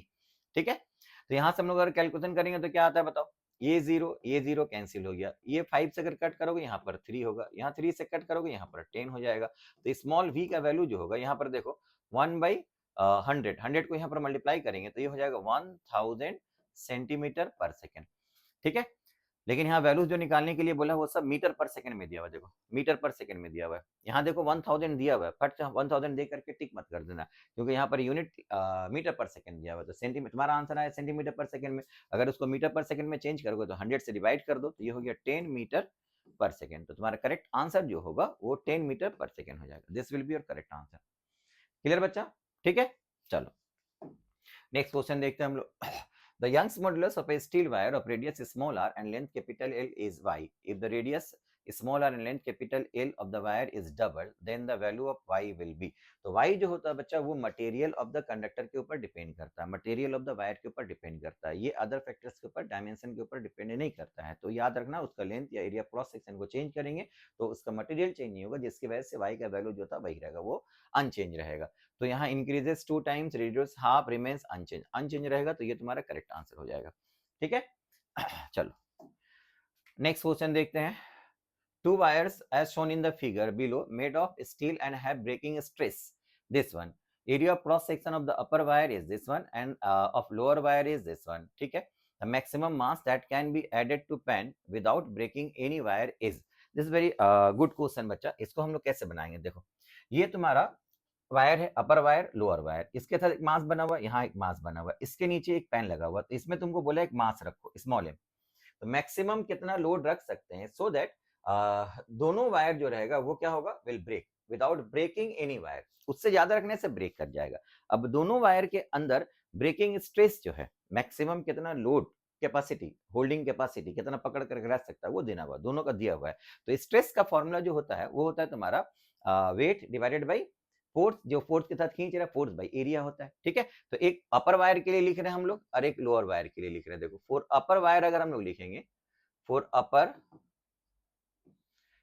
Wire अगर हम लोग लिखते हैं तो अपर वायर का मैक्सिमम स्ट्रेस जो होगा, स्ट्रेस का फॉर्मूला हो गया तुम्हारा कितना बताओ, फोर्स बाई एरिया, है ना। तो इसके ऊपर जो अपर वायर के ऊपर जो मैक्सिमम फोर्स होगा डाउनवर्ड डायरेक्शन में वो कितना होगा, इसका, इसका और इसका, तीनों का मिला करके, है ना। किसी वायर के अंदर अगर तुम लोग जिस लोड की वजह से इलोंगेशन हो रहा हो, याद रखना वो लोड उसके नीचे जितना मासेस रहेगा सबका मिला करके पूरा वेट खींच रहा है ना इसको पकड़ करके। तो यहाँ पर कितना होगा 30, यहाँ 10, यहाँ पर m, तो टोटल लोड हो जाएगा जो यहाँ पर वो होगा 30 plus 10, 40 plus m into g divided by area, ठीक है। ये स्ट्रेस होगा। तो एरिया कितना दे दिया हुआ तुम्हारा, upper wire cross section area of the upper wire is 0.008 centimetre square, उसको भी मीटर स्क्वायर में चेंज कर लो तो ये हो जाएगा 0.008 इंटू 10 टू द पावर -4, ठीक है। अब वैल्यू लिखते हैं हम लोग, दोनों का मैक्सिमम स्ट्रेस का वैल्यू दोनों के लिए कितना दिया हुआ 12 इंटू 10 टू द पावर 8, तो इसको लिखो तुम 12 into 10 to the power 8 equal to, यहाँ बचा 40 plus small m divided by, point हटाएंगे हम लोग तो 1 2 3, 3 जीरो यहाँ पर आएगा, 10 टू द पावर -7 होगा, उसको ऊपर ले आओ 10 टू द पावर +7, g का वैल्यू 10, तो 10 टू द पावर 8 होगा, नीचे में रहेगा कितना 8, तो ये और ये कैंसिल हो गया, ठीक है। ये दोनों कैंसिल हो जाएगा। तो अब इसको मल्टीप्लाई करेंगे हम लोग तो कितना होगा 12 इंटू 8, तो 96 होगा इक्वल टू 40 प्लस m, तो बच्चा m का जो वैल्यू होगा 40 वहां ले आओ माइनस करो, 96 minus 40 which is equal to 56 kg, है ना, इतना kg होगा। तो 56 kg यहाँ पर दिया हुआ, देखो 56 kg यहाँ दिया हुआ, लेकिन अभी इस क्वेश्चन का आंसर कंप्लीट नहीं हुआ है। तो ये अपर वायर जो रहेगा वो मैक्सिमम कितना लोड, मतलब इसके नीचे पैन के अंदर लोड रहेगा तो मैक्सिमम कितना लोड को वो पकड़ सकता है, उससे ज्यादा होने से ब्रेक कर जाएगा, तो उसका वैल्यू आया 56 kg, ठीक है। अब ये नीचे वाला वायर के लिए हम लोग देखते हैं ये भी क्या उतना ही है या उससे ज्यादा है या उससे कम है, तो हम लोग फॉर लोअर वायर हम लोग कंसीडर करेंगे। देखो फॉर लोअर वायर अगर हम लोग कंसीडर करते हैं तो फिर से यही फॉर्मूला हम लोग पुट करें। देखो स्ट्रेस का वैल्यू आएगा तुम्हारा 12 into 10 to the power 8 equal to, अब इस लोअर वायर के लिए उसके नीचे वाला मास कंसीडर करेंगे जिसकी वजह से उसके अंदर स्ट्रेस प्रोड्यूस होगा, तो वो हो जाएगा 10 प्लस m, है ना। तो यहाँ पर हो जाएगा 10 प्लस m इंटू जी का वैल्यू 10 डिवाइडेड बाई एरिया, तो नीचे वाला का एरिया 0.004 दिया हुआ, देखो 0.004 इंटू 10 टू द पावर -4, ठीक है। तो यहां से भी हम लोग क्या लिख सकते हैं, देखो 12 इंटू 10 टू द पावर 8, यहां बनना 10 प्लस स्मॉल m बाई 4, और ये पॉइंट के लिए 3 जीरो नीचे आया, ये हो गया 10 टू द पावर -7, इसको ऊपर लेकर के गए तो 10 टू द पावर +8 होगा, ये कैंसिल हो गया, इसको क्रॉस मल्टीप्लाई करो तो ये हो गया 48 10 प्लस स्मॉल m, तो स्मॉल m का जो वैल्यू आएगा 10 यहां लेकर के आओ तो ये 38 kg होगा, 38 kg होगा। तो 38 भी बच्चा ऑप्शन में लिखा हुआ है एंड 56 भी ऑप्शन में लिखा हुआ था, तुम्हारा करेक्ट आंसर क्या होगा। तुमसे ये पूछा है, देखो यहां से तुमसे क्या पूछा था, maximum mass that can be added to pan without breaking any wire, कोई भी वायर ब्रेक नहीं होना चाहिए। तो अगर हम लोग 56 kg लोड देते हैं, 56 kg, तो ये अपर वायर ब्रेक नहीं होगा लेकिन लोअर वायर ब्रेक हो जाएगा, लोअर वायर ब्रेक हो जाएगा, लेकिन हमसे पूछा है कोई भी ब्रेक नहीं होना चाहिए। अगर हम मास ये देते हैं 38, तो ये भी ब्रेक नहीं होगा और इसका तो कैपेसिटी उससे ज्यादा है तो ये भी ब्रेक नहीं करेगा, तो दोनों ब्रेक नहीं हो उसके लिए हम लोग को जो यहाँ पर पेन में वेट रखना पड़ेगा, that is not 56, that is answer 38। तो करेक्ट आंसर तुम्हारा यहाँ पर 38 हो जाएगा। क्लियर बच्चा, ठीक है, समझ में आया। चलो नेक्स्ट क्वेश्चन देखते हैं हम लोग। The cube has a side length 5 cm and modulus of rigidity 10 to the power 5 Newton per meter square. The displacement produced by the force of 10 Newton in the upper face of the cube. देखो इसमें upper face of the cube के ऊपर अगर हम लोग tangential force apply करेंगे तो ये साइड जो होता है इस तरह से शेप जो होता है उसका चेंज हो जाता है, तो ये कितना एंगल ट्विस्ट हुआ, इस एंगल को हम लोग बोलते हैं in radian, this is called sharing strain, ठीक है। तो यहां से हम लोग अगर मॉड्यूलस ऑफ रिजिडिटी के बराबर लिखे तो इसको हम लोग क्या लिख सकते हैं बताओ, स्ट्रेस बाय स्ट्रेन, स्ट्रेस तो फोर्स पर यूनिट एरिया होगा और स्ट्रेन जो होगा ये फाई हो जाएगा, ये एंगल फाई होगा। और ये फाई कैसे निकालेंगे हम लोग, as this angle is very small, तो tan फाई इक्वल टू हम लोग फाई लिख सकते हैं, और फाई इक्वल टू होगा perpendicular by base, perpendicular by base tan theta का वैल्यू होता है, तो ये हो गया x डिवाइडेड बाई h। तो यहाँ पर फाई की जगह हम लोग लिख देंगे f by a into small x divided by h या l, जो भी बोलो, ये इस साइड को हम लोग l माने थे। ठीक है, तो हमको क्या पूछा था, the displacement produce by the force, ये जो डिस्प्लेसमेंट हुआ यहाँ से कितना शिफ्ट हो गया x, वो x का वैल्यू निकालने बोला, तो x का वैल्यू होगा f into H divided by a into eta. अब सारा वैल्यूज पुट कर दो तुम लोग, देखो यहाँ जो फोर्स अप्लाई किए वो फोर्स कितना है 10 न्यूटन, तो यहाँ पर 10 पुट कर दो। ईच साइड का लेंथ दिया हुआ था, क्यूब है ईच साइड 5 सेंटीमीटर, ठीक है, तो यहाँ पर होगा 5 into 10 to the power -2, centimetre को मीटर में चेंज कर दें बच्चा, ठीक है, डिवाइडेड बाई एरिया। तो जिस सरफेस के ऊपर, यहाँ याद रखना जब शेप चेंज करते हैं तो शेयरिंग चेंज की वजह से जो फोर्स एक्ट करता है टेंजेंशियली एक सरफेस पर एक्ट करता है, तो जिस सरफेस पर एक्ट कर रहा है उस सरफेस का एरिया लेंगे, उस सरफेस का एरिया कितना होगा 5 स्क्वायर हो जाएगा, है ना, तो 5 स्क्वायर 25 एरिया हो गया, सेंटीमीटर मीटर में चेंज करो तो -4 मल्टीप्लाई करेंगे, और ईटा हो गया कोएफिशिएंट मॉड्यूलस ऑफ रिजिडिटी जो कि दिया हुआ 10 टू द पावर 5, तो यहाँ लिखो 10 टू द पावर 5, ठीक है, तो यहाँ 5 से एक कट हो जाएगा, तो यहाँ पर 5 बचा, अब बाकी कितना बचेगा 10 टू द पावर सबको ऊपर लेकर के जाओ, 10 टू द पावर ऊपर जाएगा तो ये हो गया 10 टू द पावर 4, और ये 10 10 to the power 5 10 to the power 5 cancel, तो यहाँ बचा 10 to the power -2 divided by 5 del x का वैल्यू, लेकिन अब ये मिलीमीटर में निकालने के लिए दिया बच्चा, तो यहाँ तो तुम्हारा मीटर आएगा ना, मिलीमीटर में चेंज करोगे तो इसको 1000 से मल्टीप्लाई करना पड़ेगा, तो 1000 कैंसिल होगा, तो यहाँ 10/5 हो जाएगा, तो ये बनेगा 2 मिलीमीटर, तो तुम्हारा डिस्प्लेसमेंट जो होगा वो 2 मिलीमीटर होगा। क्लियर, ठीक है, चलो नेक्स्ट क्वेश्चन देखते हैं हम लोग। 8 mercury drops each of radius small r, 8 mercury drops each of radius small r collects to form a bigger drop, the surface energy released in this process कितना होगा। तो पहले देखो 8 ड्रॉप्स में बिगर ड्रॉप और स्मॉलर ड्रॉप के लिए radius का रिलेशन अगर निकालेंगे तो देखो 8 mercury drops each of radius small r, एक एक का छोटा वाला का रेडियस स्मॉल आर है, तो बड़ा वाला का रेडियस कितना हो जाएगा, पहले ये रिलेशन निकलो, capital are equal to n to the power 1/3 into small r, n का वैल्यू 8 दिया हुआ, 8 टू द पावर 1/3 करेंगे तो कितना आएगा cube root 2 into small r, ये बना। अब यहाँ क्वेश्चन में कैपिटल आर दिया हुआ नहीं, आंसर जो स्मॉल आर के टर्म्स में दिया हुआ, स्मॉलर ड्रॉप्स का रेडियस है, ठीक है, तो इनिशियल एनर्जी पहले कितना ये निकालो, एनर्जी रिलीज मतलब चेंज इन एनर्जी निकालना हम लोग को, इनिशियल एनर्जी कितना ये निकालो, इनिशियल एनर्जी हो जाएगा तुम्हारा कितना, मरकरी ड्रॉप बोला लिक्विड ड्रॉप, लिक्विड ड्रॉप के लिए हम लोग क्या लिखेंगे, surface tension into surface area 4 pi small r square, लेकिन ये एक स्मॉलर ड्रॉप के लिए, और इनिशियली 8 अलग अलग मरकरी ड्रॉप था, तो इसको इनटू 8 करो, है ना, तो ये बना तुम्हारा 8 4 32 पाई आर स्क्वायर इंटू एस। अब फाइनल निकालेंगे तो फाइनल होगा S into 4 pi capital R square.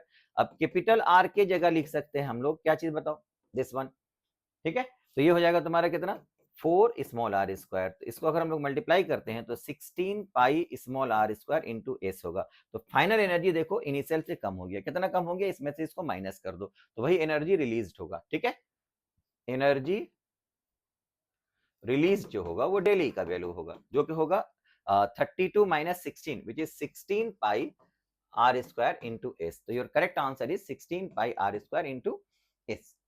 Clear बच्चा, ठीक है, देखो इस टाइप का क्वेश्चन बहुत बार आ रहा है तुम लोगों का, तो ये इस टाइप का क्वेश्चन को तुम लोग अच्छे से प्रैक्टिस करके रखो, ठीक है, दिमाग में एकदम सेट कर लो कि ऐसा क्वेश्चन आएगा तो हमको कैसे बनाना है, लिक्विड ड्रॉप दिया हुआ रहेगा तो फिर क्या करेंगे हम लोग, और अगर वो सोप बबल दिया हुआ रहेगा तो फिर क्या करेंगे, सोप बबल के लिए याद रखना दो सरफेस रहेगा, तो हम लोग एस नहीं लेंगे या टी नहीं लेंगे, उसको 2t या 2s कंसीडर करेंगे दोनों सरफेस का एनर्जी के लिए, ठीक है, चलो नेक्स्ट क्वेश्चन देखो, copper wire of length 3 meter is stretched by 3 millimeter by applying an external force. The volume of the wire is this one. The elastic potential energy stored in the wire is stretched in stretched would be, stretched condition would be, ये निकालने के लिए बोला है। तो यहाँ पर देखो एनर्जी पर यूनिट वॉल्यूम जो होता है, energy stored per unit volume of a stretched wire, किसी भी स्ट्रेच्ड वायर के अंदर जो energy stored per unit volume होता है उसका डायरेक्ट फॉर्मूला है बच्चा half into stress into strain, ये ऑलरेडी हम लोग 11 12 क्लास में पढ़ चुके हैं, है ना, किसी भी वायर को अगर हम लोग स्ट्रेच करते हैं तो उसके अंदर जो एनर्जी स्टोर होता है that energy stored per unit volume अगर हम लोग बोलेंगे half into stress into strain होगा। अब सम टाइम देखोगे क्वेश्चन में तुमको स्ट्रेस दिया हुआ है, यंग्स मॉड्यूलस दिया हुआ है, स्ट्रेन नहीं दिया हुआ है, तो stress by strain equal to y होता है, तो वहां से हम लोग जो नहीं दिया हुआ है उसको एलिमिनेट कर देंगे, जैसे यहाँ पर तुमको देखो क्वेश्चन में लेंथ 3 मीटर दिया हुआ था, स्ट्रेच किया कितना 3 मिलीमीटर, तो ये डेल एल हो गया और ये एल हो गया, तो डेल एल बाई एल का मतलब हो गया स्ट्रेन, लेकिन स्ट्रेस नहीं दिया हुआ है ना, तो हम लोग यहाँ से स्ट्रेस को हटाएंगे, तो stress by strain equal to y होता है, तो स्ट्रेस इक्वल टू होगा वाई इंटू स्ट्रेन, तो यहाँ पर लिखेंगे हम लोग half into y into strain, और एक स्ट्रेन पहले से है तो यहाँ पर स्ट्रेन का स्क्वायर हो जाएगा, लेकिन हमको पर यूनिट वॉल्यूम एनर्जी निकालने के लिए नहीं बोला, यहाँ पर हमको टोटल एनर्जी निकालने के लिए बोला है ना, तो elastic potential energy stored in the wire not per unit volume, तो टोटल एनर्जी स्टोर्ड जो होगा उसके लिए क्या करेंगे हम लोग, इसको वॉल्यूम से मल्टीप्लाई कर देंगे, क्योंकि ये पर यूनिट वॉल्यूम था।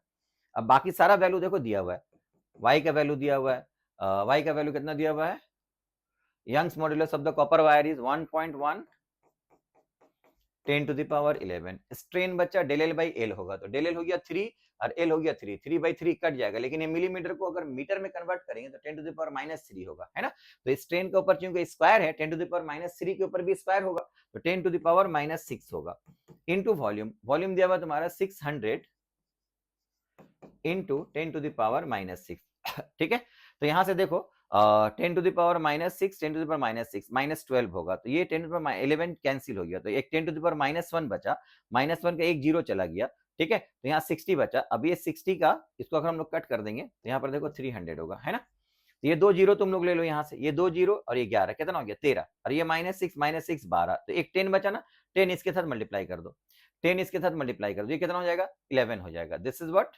11 इंटू 3, यहाँ 3 रहेगा, तो ये हो गया 33 जूल ठीक है, तो यहाँ पर एक 3 बचा, 2 जीरो, यहाँ पर 11 13 हो गया, 10 टू द पावर -12, 10 के ऊपर पावर 10 बच जाएगा, 10 टू पावर 1 बच जाएगा, सिर्फ एक 10 बचेगा, तो वो 10 को 1.1 से मल्टीप्लाई कर दो, 11 हो गया, यहाँ पर एक 3 था, 11 इंटू 3 33 जूल होगा, तो करेक्ट आंसर जो होगा तुम्हारा टोटल एनर्जी वो 33 हो जाएगा।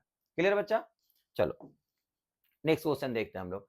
Two wires A and B of equal cross section but of different material are joined together. The ratio of the Young's modulus of the wire A and wire B is this one. When the joined wire is kept under certain tension, the elongation in the wire A and B are equal. If the length of the wire A is 2.2 meter, then length of the wire B is कितना होगा? तो length of the wire देखो, अच्छा इसमें क्या दिया हुआ है? Two wires of A and B cross sectional area of equal cross section, area of cross section same दिया हुआ है, of different materials are joined together. The ratio of the Young's modulus, एक का Young's modulus YA मान लो, एक का Young's modulus YB मान लो, इन दोनों का रेशियो बोल दिया कितना 20/11, ठीक है। When they are joined under certain tension, मतलब एक ही टेंशन, under certain tension मतलब टेंशन भी सेम दिया हुआ है, elongation in the wire A and B are equal, दोनों का elongation भी सेम दे दिया हुआ है। If the length of the wire A wire का लेंथ अगर l a equal to 2.2 metre होगा तो एल बी का वैल्यू कितना होगा? तो बच्चा डेल एल का फॉर्मूला भी हम लोग क्या देखे बताओ, f divided by A and this is y, यहाँ एल, ये हो गया तुम्हारा फॉर्मूला, है ना। अब यहाँ दोनों का इलोंगेशन सेम बोल दिया, तो del L one and del L two दोनों को अगर सेम कर दोगे तो यहाँ पर जो चीज सेम है उसको चेंज मत करना, उसको एज इट इज छोड़ दो, दोनों में एक ही टेंशन हो रहा, सर्टेन टेंशन मतलब एक पर्टिकुलर टेंशन की वजह से दोनों के अंदर इलोंगेशन हो रहा, दोनों का एफ सेम होगा, दोनों का एरिया सेम बोल दिया है ना, वाई और एल का वैल्यू अलग है, तो दोनों को जैसे इक्वल करेंगे देखो, एफ बाई ए ये l a by y a होगा, और यहाँ पर होगा एफ बाई ए ये l b by y b होगा, तो f by a f by b cancel हो गया, तो यहाँ एल बी का वैल्यू निकालने बोला तुमको, l a into y b divided by y a put कर सकते हैं हम लोग, एल ए का वैल्यू तुमको दे दिया है 2.2 मीटर, और दोनों वाई का रेशियो देखो याद दिया, y a by y b equal to 20/11, तो y b by y a जो होगा वो कितना हो जाएगा, इसको उल्टा कर देंगे ना हम लोग, तो ये हो गया 11 डिवाइडेड बाई 20, ठीक है, इसको कट करो, यहाँ पर 10 होगा, ये हो गया तुम्हारा कितना बताओ 1.1, 2 से कट करेंगे हम लोग, तो 11 इंटू 11 अगर मल्टीप्लाई करेंगे तो 121 पॉइंट यहाँ रहेगा डिवाइडेड बाई 10, तो इट बिकम्स इक्वल टू 1.21, नीचे 10 था, 10 के लिए 1.21 हो जाएगा, तो दूसरा वाला का लेंथ जो होगा 1.21 मीटर होगा, ये वैल्यू कितना होगा 1.21 मीटर हो जाएगा, ठीक है। चलो नेक्स्ट क्वेश्चन देखते हैं हम लोग। देखो यहाँ फिगर ग्राफ दे दिया हुआ है, represent the extension del l of a wire of length 1 metre, wire का लेंथ भी बोल दिया 1 metre, suspended from the ceiling of the room at one end with load W connected to the other end. If the cross section area of the wire is 10 to the power minus 5 meter square, then Young's modulus of the wire कितना होगा? ये wire दिया हुआ देखो, यहाँ पर del L है, यहाँ पर वेट है, तो यंग्स मॉडुलस का फॉर्मूला जो होता है वो होता है weight W divided by area होगा, यहाँ del l divided by l, l ऊपर चला जाएगा, है ना। तो वेट कितना है, ये वेट वाला रीडिंग यहाँ से हम लोग ले सकते हैं। ग्राफ के ऊपर कोई भी पॉइंट लो, उस पॉइंट की वजह से देखो वहां पर वेट कितना है और उसका डेल एल का वैल्यू कितना है ना। तो यहाँ पर देखो अगर पहले ही वाला लेंगे हम लोग, तो वेट जब हम लोग 10 लिखे तो उस वक्त डेल एल का वैल्यू कितना होता है 1, 1 के साथ 10 to the power minus 4 metre, क्योंकि मीटर में चेंज करेंगे 10 माइनस 4 से मल्टीप्लाई करना पड़ेगा। तो यहाँ पर वैल्यूज पुट करो, इसमें W हम लोग लिख रहे हैं 10, एरिया क्रॉस सेक्शन नीचे दिया हुआ है 10 टू द पावर माइनस 5, ये वैल्यू देखो यहाँ पर दे दिया 10 to the power minus 5। L length अगर हम लोग कंसीडर करते हैं, length of the wire is also given as 1 metre, तो यहाँ पर 1 लिखे। अगर W का वैल्यू 10 ले रहे हैं तो उस वक्त डेल एल का वैल्यू देखो यहाँ पर 1, अगर W का वैल्यू तुम 20 लेते तो डेल एल का वैल्यू 2 लेना पड़ता। W का वैल्यू अगर 30 लेते तो यहाँ से डेल एल का value 3 into 10 to the power minus 4 consider करते हैं, ठीक है। अगर हम लोग 10 लिए तो यहाँ पर हो जाएगा 1 into 10 to the power minus 4। Okay बच्चा, तो ये अगर हम लोग ऊपर लेकर के चले जाए तो ये -5 ऊपर चला गया +5, ये +4, यहाँ पर 10, तो 10 टू द पावर 10 हो जाएगा, इतना न्यूटन पर मीटर स्क्वायर होगा। This is your Young's modulus. तो 1 into 10 to the power 10, 1 into 10 to the power 10 ये वाला है, तो ये तुम्हारा करेक्ट आंसर बनेगा। ठीक है, क्लियर बच्चा। चलो नेक्स्ट क्वेश्चन देखते हैं हम लोग। A cylindrical vessel of 40 centimeter radius is completely filled with water and its capacity is 528 decimeter cube. DM का मतलब decimeter बोल दिया। The vessel is placed on a solid block of exactly same height as vessel. If a small hole is made at 70 centimeter below the top of the water level, then the horizontal range of the water falling on the ground in the beginning is कितना centimetre होगा। ये एक बहुत अच्छा question है बच्चा। यहाँ पर देखो तुमको क्वेश्चन में ये बोल दिया है कि एक वेसल है, ये मान लो एक वेसल है, इसका कुछ लेंथ है, यहां से यहां तक कुछ लेंथ है, जिसको एल, ठीक है। इस वेसल को हम लोग क्या किए हैं, एक सॉलिड कंटेनर के ऊपर रखे हैं जिसका भी लेंथ कितना हो सेम है, इसके ऊपर रख दिए। अब इसका लेंथ कितना पहले ये निकाल लो। इसका लेंथ निकालने के लिए इसके अंदर जो लिक्विड है उसका वॉल्यूम बोल दिया, वॉल्यूम दिया हुआ तुम्हारा 528 डेसीमीटर क्यूब। अब 1 डेसीमीटर इक्वल टू होता है 10 सेंटीमीटर, ठीक है। तो 1 डेसीमीटर क्यूब इक्वल टू होगा 10 to the power 3 centimetre cube. तो सीजीएस सिस्टम में इसका वॉल्यूम जो होगा वो 528 इंटू 10 टू द पावर 3 हो जाएगा, 528 into 10 to the power 3 centimetre cube. अगर सिलेंडर है, सिलेंडर का वॉल्यूम का फॉर्मूला होता है बच्चा पाई आर स्क्वायर एल, इसी का वैल्यू तुमको दे दिया हुआ है 528 into 10 to the power 3 centimetre cube होगा, सेंटीमीटर क्यूब होगा। तो यहाँ सारा वैल्यू क्योंकि दिया हुआ, देने से हम लोग पहले एल निकाल लेंगे कि उसका सिलेंडर का हाइट कितना है। ओके, तो यहाँ पर पाई का वैल्यू हो गया तुम्हारा 22/7, आर रेडियस बोल दिया था 40 सेंटीमीटर, तो 40 का स्क्वायर कर दो, यहाँ पर 40 इंटू 40 होगा, 40 इंटू 40 होगा एल, और ये बना तुम्हारा 528 into 10 to the power minus 3। ठीक है, तो यहां से अगर हम लोग सॉल्व करेंगे तो इसका वैल्यू कितना आएगा, देखो एल का जो वैल्यू आ जाएगा, यहाँ 7 मल्टीप्लाई करो तो 7 into 528 into 10 to the power minus 3 divided by, sorry decimetre equal to 10 centimetre होता है, तो ये माइनस नहीं होगा, 10 सेंटीमीटर है ना, 10 सेंटीमीटर का मतलब हो गया 10 रहेगा, 10 से मतलब 10 क्यूब होगा। 1 डेसीमीटर इक्वल टू 10 सेंटीमीटर, तो 10 से मल्टीप्लाई करेंगे, क्यूब करेंगे, 10 क्यूब मतलब 10 टू द पावर 3 रहेगा यहाँ पर। तो यहाँ तुम्हारा 10 टू द पावर 3 है, ये 10 टू द पावर 3 है, यहाँ पर 10 टू द पावर 3 है। ओके, 10 टू द पावर 3 हो गया, डिवाइडेड बाई यहाँ से 7 मल्टीप्लाई के ऊपर में, तो ये 22 इंटू ये 16 इंटू 10 टू द पावर 2 होगा, है ना। अब इसे कट करो, देखो यहाँ से कट करेंगे, यहाँ पर 10 रहेगा, ये कटेगा 22 4 जार 22 जार 44, 44 पर यहाँ पर होगा 88, ये कट जाएगा, देखो 22 2 जार 44 होगा, 44 प्लस 8 52 होता है, तो 8 इंटू 8 4 से कट जाएगा, ठीक है। फिर यहाँ 8 से कटेगा, देखो 8 8 2 जार 16 हो गया, यहाँ पर 3 हो गया, ये 3 हो गया, ठीक है। तो यहाँ से देखो 3 इंटू 7 21 होगा, और ये बनेगा 10, और यहाँ पर बनेगा देखो एक 10 100 कट जाएगा, 10 बचेगा ना, 10/2 का मतलब यहाँ पर हो गया 5, 5 से मल्टीप्लाई करोगे तो 5 1 जार 5, 5 2 जार 10, 105 सेंटीमीटर होगा। ये हो गया तुम्हारा length of the cylinder. Cylinder का लेंथ कितना हो गया 105 सेंटीमीटर।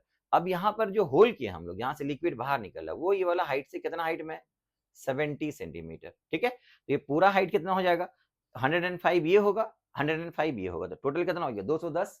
210 में तो ये 70 निकाल दो, तो ये हाइट बचा कितना बताओ, 140 सेंटीमीटर, है ना। अब ये लिक्विड यहाँ से जो निकलेगा उसका वेलोसिटी ऑफ फ्लक्स अगर हम लोग भी मान लेते हैं, तो वो लिक्विड ऐसे आकर के यहाँ पर गिरेगा ना। तुमसे निकालने क्या बोला था, लिक्विड जो ग्राउंड में गिरेगा कितना दूर जाकर के गिरेगा, तो उसका ये रेंज निकालने बोला ना, ये रेंज मान लो। तो रेंज का फॉर्मूला क्या होता है, v इंटू टाइम कितना लगेगा। रेंज निकालने के लिए हम लोग क्या करेंगे, r निकालना हमको, v इंटू टी, है ना। तो अब v हो जाएगा तुम्हारा, देखो यहाँ से अगर h हाइट में अगर लिक्विड हाइट h हाइट रहेगा, तो यहाँ से जो इनिशियली लिक्विड निकलेगा उसका वेलोसिटी ऑफ फ्लक्स कितना होगा, रूट ओवर 2gh होगा। तो यहाँ से v की जगह में लिख सकते हैं हम लोग रूट अंडर 2gh, h ये वाला है, इसको हम लोग h मान ले रहे हैं। ठीक है, और टाइम जो निकलेगा, टाइम का मतलब क्या हो गया बताओ, ये अगर 70 होगा तो ये 140 सेंटीमीटर हो गया। अब 140 सेंटीमीटर लिक्विड को यहाँ से नीचे गिरने में जो टाइम लगेगा उसका फॉर्मूला होता है root under 2 into capital H बोल सकते हैं हम लोग, या H1 बोल सकते हैं इसको, रूट अंडर 2 H1 बाई जी होगा, है ना। तो यहाँ पर हम लोग लिख सकते हैं रूट अंडर 2 H1 बाई जी, ये भी रूट के अंदर हो गया। अब दोनों को रूट के अंदर कर दोगे तो ये जी और ये जी कैंसिल होगा, 2 और 2 के लिए एक 2 बाहर आ जाएगा, अंदर बचा हुआ रहेगा h इंटू h1, अंदर बचा हुआ रहेगा h इंटू h1। ठीक है, तो h हो गया ऊपर से जो हाइट दैट इज 70, और h1 हो गया जो नीचे से हाइट दैट इज 140। तो इसको हम लोग लिख सकते हैं 170 into two, sorry 70 into two, 140 को क्या लिख सकते हैं 70 इंटू टू, तो 270 के लिए एक 70 बाहर आया इंटू टू, ये हो गया 140 और अंदर बचा हुआ रहेगा 2।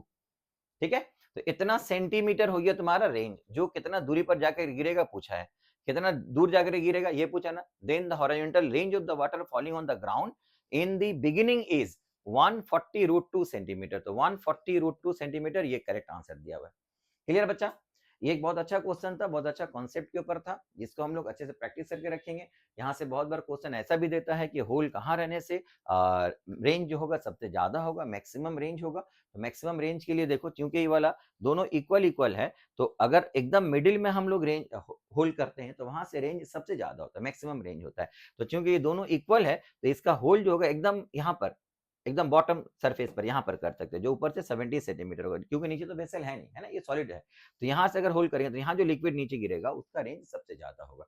अच्छा, उसका रेंज कितना होगा, उसका रेंज भी याद रखोगे, range becomes equal to the maximum height. Height जो रहता है, हाइट ऑफ द लिक्विड कितना था, ये 105 सेंटीमीटर था ना, तो उसका मैक्सिमम रेंज कितना होगा अगर पूछे तो वो भी 105 सेंटीमीटर होता। और उस वक्त जो होल्ड करते हैं हम लोग वो 70 सेंटीमीटर में नहीं होता, 105 सेंटीमीटर डिस्टेंस में होता ऊपर से, मतलब पूरा का एकदम वेसल का बीच में होता, तब रेंज मैक्सिमम होगा। तो और भी इस टाइप का बहुत सारा क्वेश्चन दिया हुआ रहता है, जो हम लोग पहले भी क्लासेस में भी बहुत सारा प्रैक्टिस करवाए तुम लोगों को। इसके लिए याद रखना कि एच का वैल्यू अगर ये जो दिया हुआ उसके लिए रेंज कितना होगा 140 root 2 centimetre. This is your correct answer, जो तुम्हारा क्वेश्चन एग्जाम में आया हुआ था। ठीक है, क्लियर हुआ बच्चा। चलो नेक्स्ट क्वेश्चन देखते हैं हम लोग। A liquid of density 600 kg per meter cube floating steadily in a tube of varying cross section. The cross section at a point A is this one and at that of point B is 20 millimeter square. Narrow हो गया, area of cross section कम हो गया. Both the points A and B are in the same horizontal plane. The speed of the liquid at A is 10 centimeter per second. The difference in pressure at the A and B point कितना होगा बच्चा। Bernoulli's theorem के ऊपर base करके question दिया हुआ है। एक हॉरिजॉन्टल पाइप से अगर लिक्विड फ्लो करता है of different cross sectional area at different point, तो हाइट सेम होगा सब जगह, तो उसका पोटेंशियल एनर्जी सेम होगा। तो पोटेंशियल एनर्जी अगर सेम होगा तो बाकी बचा pressure energy and kinetic energy per unit volume, दोनों का सम जो होगा कांस्टेंट होगा। तो हम लोग लिख सकते हैं यहाँ पर P plus half rho v square equal to constant. तो दो अलग अलग पॉइंट पर अगर हम लोग कंसीडर करेंगे, तो एक जगह प्रेशर मान लो P1 है रो V1 स्क्वायर, दूसरी जगह प्रेशर P2 है हाफ रो V2 स्क्वायर। ठीक है, तो जहां का एरिया ऑफ क्रॉस सेक्शन बच्चा कम हो जाएगा, then according to equation of continuity वहां का वेलोसिटी ज्यादा हो जाएगा, है ना। जहां का एरिया ऑफ क्रॉस सेक्शन कम होगा वहां का वेलोसिटी ज्यादा होगा, जहां का वेलोसिटी ज्यादा हो जाएगा बच्चा वहां का प्रेशर कम हो जाएगा। तो यहाँ देखो, पहले ए पॉइंट पर तुम्हारा एरिया क्रॉस सेक्शन दिया हुआ था 1 सेंटीमीटर स्क्वायर, ठीक है, तो वहां से जो लिक्विड फ्लो कर रहा था उसका वेलोसिटी था कितना 10 सेंटीमीटर पर सेकंड। अब बी पॉइंट पर देखो एरिया क्रॉस सेक्शन का वैल्यू कम हो गया 20 millimetre square, area cross section कम हो गया तो वहां का वेलोसिटी ज्यादा होगा। तो बी पॉइंट का वेलोसिटी ज्यादा होगा तो उस पॉइंट पर प्रेशर का वैल्यू कम हो जाएगा।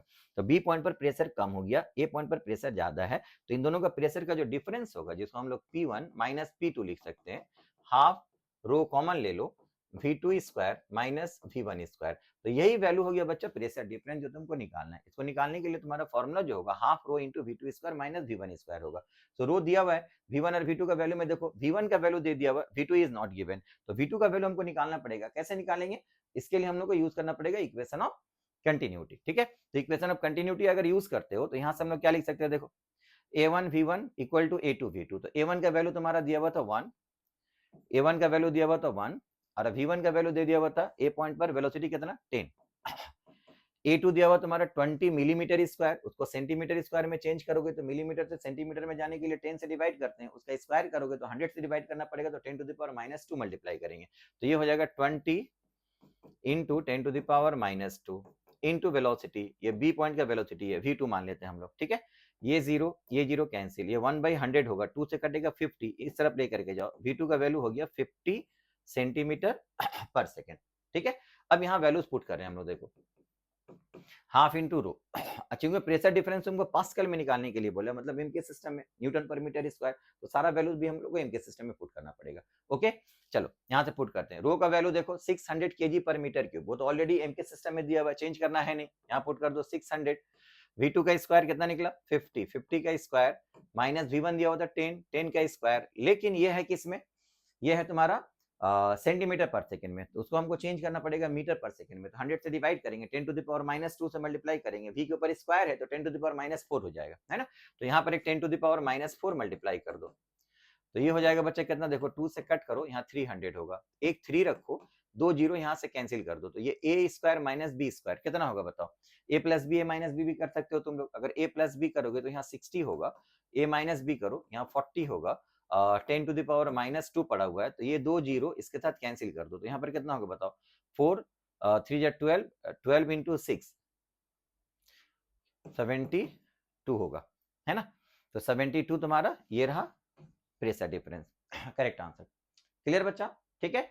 तो ये जितना टाइप का क्वेश्चन बच्चा यहाँ पर आ रहा है, बहुत सारा डिफरेंट डिफरेंट टाइप का क्वेश्चन आ रहा है, तो उसको बना कैसे हम लोग, उसका कॉन्सेप्ट क्या है, ये बहुत अच्छे से समझ करके रखो। ऐसा ही कॉन्सेप्ट के ऊपर बेस करके तुम लोगों को फर्दर भी क्वेश्चन दे देगा एग्जाम में, इवन तुम्हारा इस बार नीट के एग्जाम में भी हो सकता है ऐसा ही टाइप का क्वेश्चन तुम लोगों को इस कॉन्सेप्ट के ऊपर बेस करके दे दे, ठीक है। अब यहाँ देखो, spherical liquid drop of radius capital R acquires a terminal velocity v1 when falling through a gas of viscosity eta. Now the drop is broken into 64 identical droplets and each droplet acquires a terminal velocity v2 falling through the same gas. The ratio of terminal velocity v1 by v2 कितना होगा? तो अगर बच्चा एक ही medium में different different size का, एक ही medium में अगर डिफरेंट डिफरेंट साइज का लिक्विड ड्रॉप मूव करता है, उसका टर्मिनल वेलोसिटी अगर होगा, तो फॉर्मूला क्या था, 2/9 r square by eta into rho minus sigma into g, है ना। तो अब ये रो सिग्मा जी ईटा सब कुछ तो कांस्टेंट है, तो हम लोग यहाँ पर बोल सकते हैं कि जो टर्मिनल वेलोसिटी होगा डिफरेंट ड्रॉप के लिए, उसका रेडियस के स्क्वायर के साथ हम लोग बोल सकते हैं डायरेक्टली वेरी करेगा, ठीक है।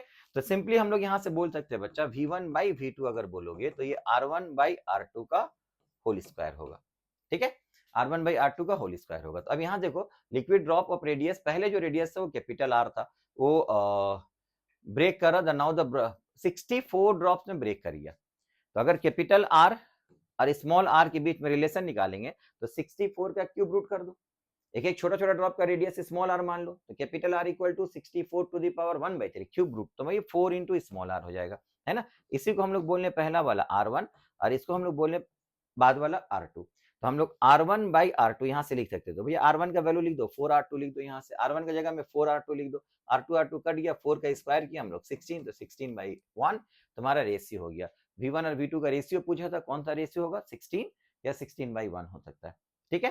क्लियर बच्चा, चलो नेक्स्ट क्वेश्चन देखते हैं।